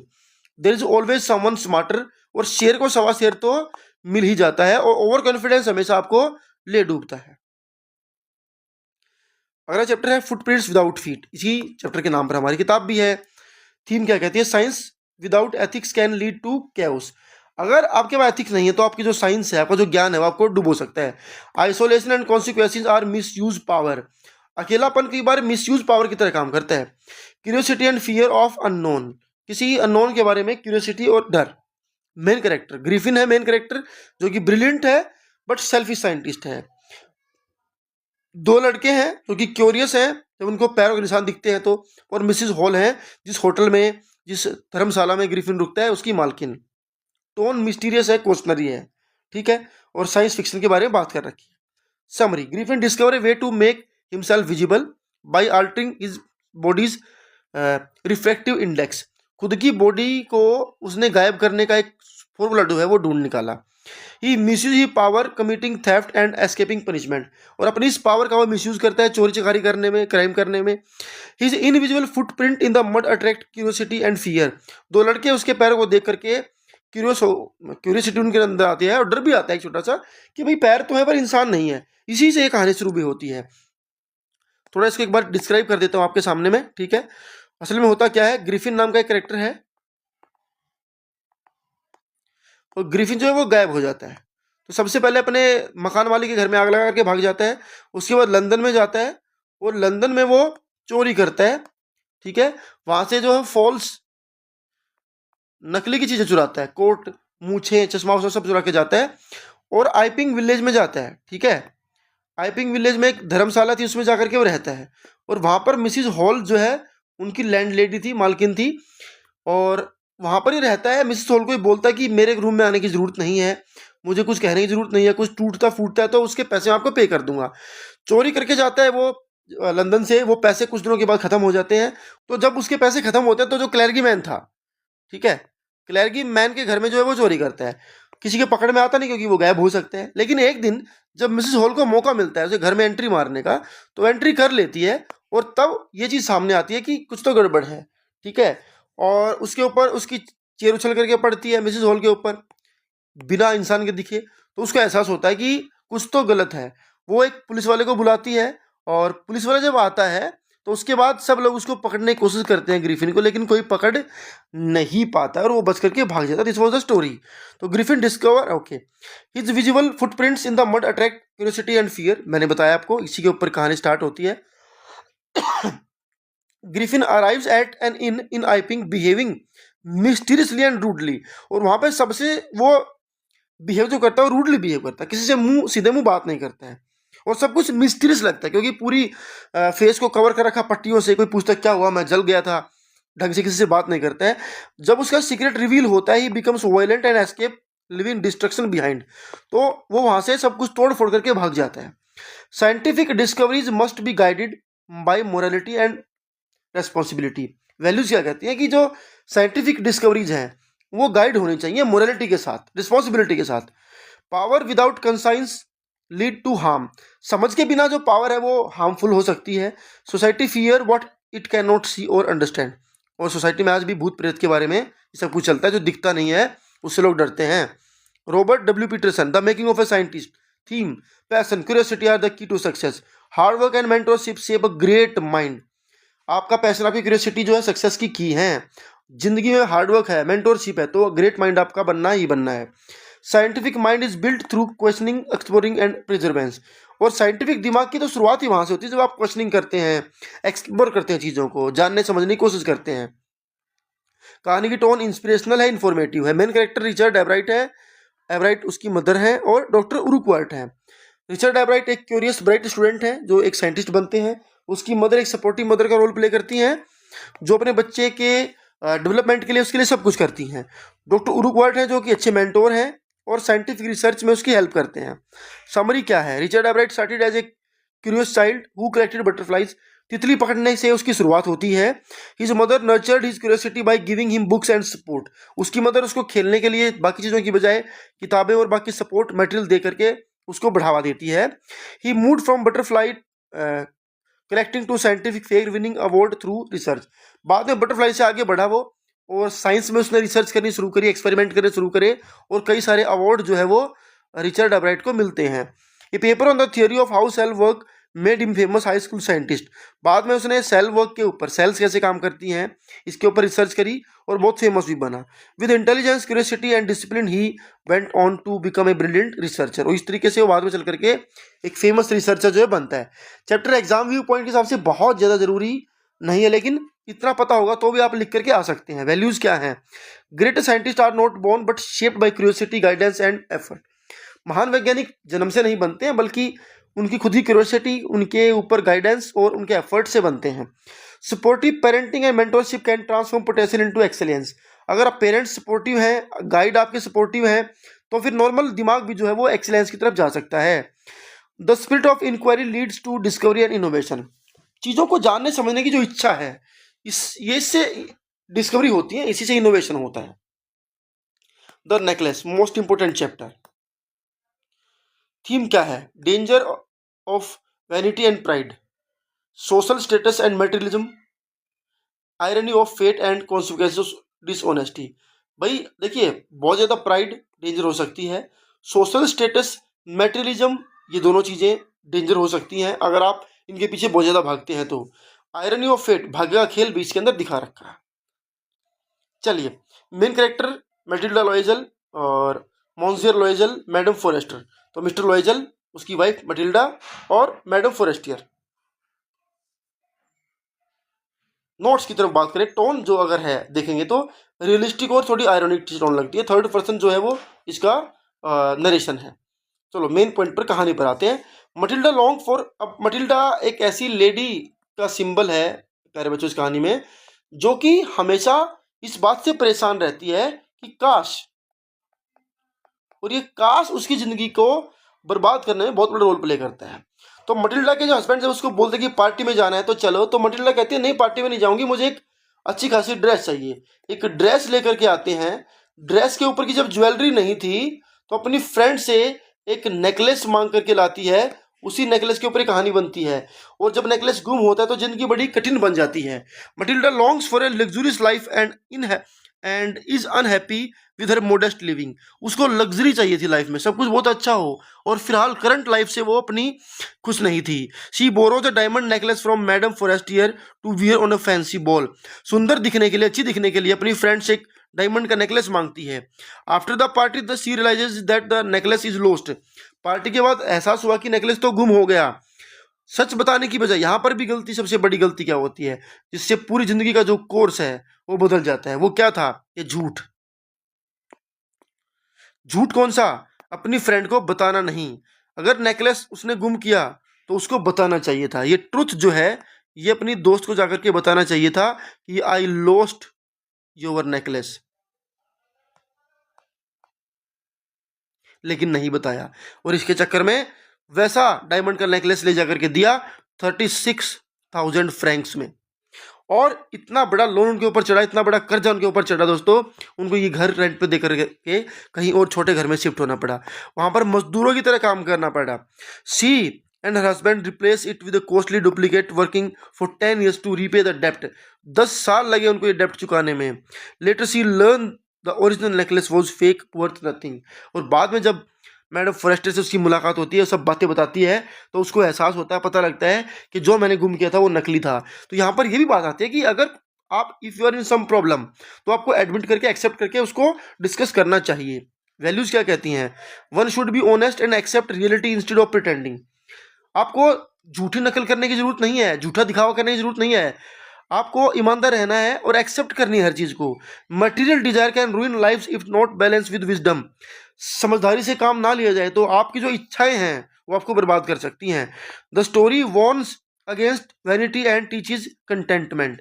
ये कहानी बहुत ज़्यादा डीप लालच इच्छाओं के खिलाफ है और आपको सब्र शांति करना जो है वो सिखाती है। भोली थीम क्या कहती है? Education is a tool for empowerment. शिक्षा बहुत बड़ा टूल है शक्तिशाली बनने के लिए। Gender discrimination and social injustice. महिला पुरुष का भेदभाव, social injustice. Inner strength and self respect. हमारे अंदर की इनर स्ट्रेंथ और सेल्फ रिस्पेक्ट कितनी जरूरी है। करेक्टर कितने हैं? भोली जो सिंपल गर्ल जिसके पूरे आसपास कहानी घूमती रहती है। भोली के फादर रामलाल जो कि रेवेन्यू ऑफिशियल हैं, सिंपैथेटिक येट ट्रेडिशनल। वैसे तो नेचर ठीक है लेकिन ट्रेडिशनल हैं। भोली की टीचर एक kind encouraging women who changes Bholi's life, जिसने भोली का जीवन ही बदल करके रख दिया। और बिशंबर जो कि लालची हैं, एक अधेड़ उम्र का इंसान है, हु एग्री टू भोली फॉर डाउरी, जो कि दहेज के लिए शादी करने को तैयार होता है। टोन इमोशनल है, इंस्पिरेशनल है। भोली की स्टोरी है, बड़ी हार्ट टचिंग स्टोरी है। भोली नाम की एक लड़की जो बचपन में इसको चोट लगी, थोड़ी मंदबुद्धि बनी, सब उसको पागल ही समझते थे। स्कूल गई, बोलना उसको आता नहीं था, स्टैमर करती थी। टीचर उसको ऐसी मिली जिसने पूरी लाइफ उसके ऊपर मेहनत करी और उसको एक समझदार इंसान बनाया। बाद में बिशंबर नाम के इंसान के साथ शादी तय हुई। बिशंबर ने शादी करने से मना कर दिया, दहेज मांगा, उसके फादर ने दहेज दिया और लास्ट में भोली शादी करने से मना कर देती। ये पूरी जर्नी इस कहानी के अंदर। लास्ट में भोली की एजुकेशन ये बताती है कि अब भोली मंदबुद्धि नहीं है, वो समर्थ है अपने फैसले लेने में। Bholi is considered a burden by her family due to her looks and speech problem. उसकी बोलने की समस्या से को लेकर के और उसके परिवार में उसके लुक्स को लेकर के वो बर्डन थी। She is sent to school unwillingly but find a new world through her teacher's love and support. School तो उसको ना चाहते हुए भेजा गया क्योंकि तहसीलदार साहब ने कहा रामलाल को, भाई तू तो गांव का रेवेन्यू ऑफिशियल है तो बच्चों को स्कूल भेज। तब उसकी मदर ने कहा कि कोई तो बच्चा स्कूल जाना भेजना है तो चलो भोली को भेज देते हैं, उसके टीचर्स को परेशान होने दो। Years later she grow into an educated and confident young women. बाद में चल करके वो ग्रो करती है एक एजुकेटेड और कॉन्फिडेंट यंग वुमेन में। अब बदल जाती है, वो एक एजुकेटेड महिला बन जाती है और कॉन्फिडेंट बन जाती है कि उसके अंदर कॉन्फिडेंस आता है just because of her education. On her wedding day, अपनी शादी के दिन, the groom demand dowry after seeing her face. उसके चेहरे को देख करके जब दूल्हा डिमांड करता है दहेज की, भोली boldly refuses the marriage and choosing dignity over social pressure. और उसने अपनी रेस्पेक्ट चुनी, सेल्फ रेस्पेक्ट चुनी, किसी प्रेशर में नहीं आई। वो उसने खुल करके कहा मैं शादी से नहीं करूंगी। Education build confidence and self worth. Education से आपको कॉन्फिडेंस आता है, सेल्फ वर्थ आता है, खुद की कीमत समझते हो आप। One must stand up against injustice and societal evils. आदमी को खड़ा होना चाहिए, समाज में जो बुराइयों के खिलाफ हमें खड़ा होना चाहिए। True beauty lies in strength of character not appearance. असली सुंदरता हमारे चरित्र में है, हमारी मजबूती में है, हमारे दिखावे में नहीं है। ये कहानी थी भोली की। The book that save the earth. Chapter number last chapter आता है, ऐसी किताब जिसने हमारी अर्थ को बचाया। लेस इंपोर्टेंट चैप्टर इस पूरी किताब में, सबसे लेस्ट अगर कोई इंपोर्टेंट चैप्टर है तो यही है। पावर ऑफ लिटरेचर इसकी थीम है, creativity, miscommunication between cultures, satire on over confidence and technological dependence. जो आदमी ओवर कॉन्फिडेंस रहता है, हमें तकनीक पर ही विश्वास रखता है, उसके ऊपर कटाक्ष भी किया गया है। मेन कैरेक्टर थिंक टैंक है जो कि एरोगेंट मार्टियन लीडर हैं, मार्स पर रहते हैं तो वहाँ के लीडर हैं और एरोगेंट हैं, ठीक है। नूडल उसका एक समझदार हेल्पर है जो हर काम सोच समझ कर करता है। ओमेगा, आयोटा और उप, ये तीनों मार्स से आते हैं जमीन पर, उनके क्रू मेंबर हैं, और हिस्टोरियन जो 25th सेंचुरी में कहानी सुना रहा है। कहानी की टोन जो है वो साइंस फिक्शन और सटायर के ऊपर है। Summary, the play is set in the 25th century, narrated by a historian about the past Martian invasion. 25वीं शताब्दी का ये चैप्टर है और उस दिन एक हिस्टोरियन कहानी सुना रहा है कि भैया आज से 400-500 साल पहले धरती पर मंगल के लोगों ने अटैक कर दिया था, उस दिन हम कैसे बचे थे वो बात बता रखी है उसने। Martian plan to conquer earth and study a library to understand human mind. एक लाइब्रेरी में आयोटा, ऊप और ये सब तीनों लोग वहाँ पर खड़े होते हैं और एक बुक को स्टडी कर रहे होते हैं समझने के लिए इंसानों को। They misinterpret a book of nursery rhymes as a secret weapon manual. और एक नर्सरी क्लास की बुक को, एक पोएम को वो एक मैनुअल समझ लेते हैं, माने हथियार चलाने वाली एक मैनुअल समझ लेते हैं, और वहीं से काम खराब होता है और उन लाइंस को सचमुच सच मान लेते हैं।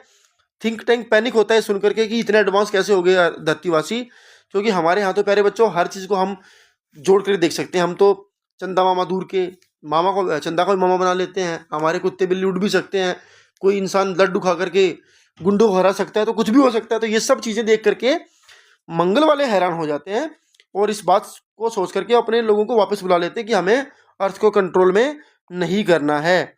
इन्वेजन जो है वो कैंसिल कर दिया जाता है, मीन्स के हमला कैंसिल कर दो, अर्थ बच जाती है thanks to a simple book, और उस बुक का धन्यवाद करना चाहिए। इसलिए बुक चैप्टर का नाम भी the book that save the earth. Literature and imagination are powerful tool. Literature imagination अच्छे खासे टूल हैं। Arrogance and ignorance can lead to failure. Arrogance होना और इग्नोर करना हर चीज़ को, ये आपको फेलियर की तरफ धकेल सकता है। Real intelligence lies in humility and careful observation. असली बुद्धिमानी हर चीज़ को शांति से समझने में और इंसानियत में ही बसती है। तो प्यारे बच्चों, आई होप कि चीज़ आपको समझ में आई होंगी। पूरा सिलेबस हम लोगों ने कवर कर लिया है। अगर आप इस तरीके से लिख करके आते हैं तो आपके 40 आउट ऑफ 40 कहीं भी नहीं गए हैं, ठीक है। बहुत ज़्यादा मुश्किल क्वेश्चन नहीं आते हैं।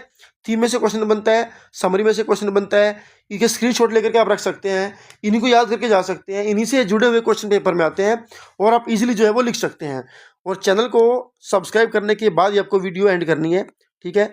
आई होप कि आप आगे भी हमारी वीडियो को देखते रहेंगे, ये प्यार दिखाते रहेंगे। Thank you and wish you all the best.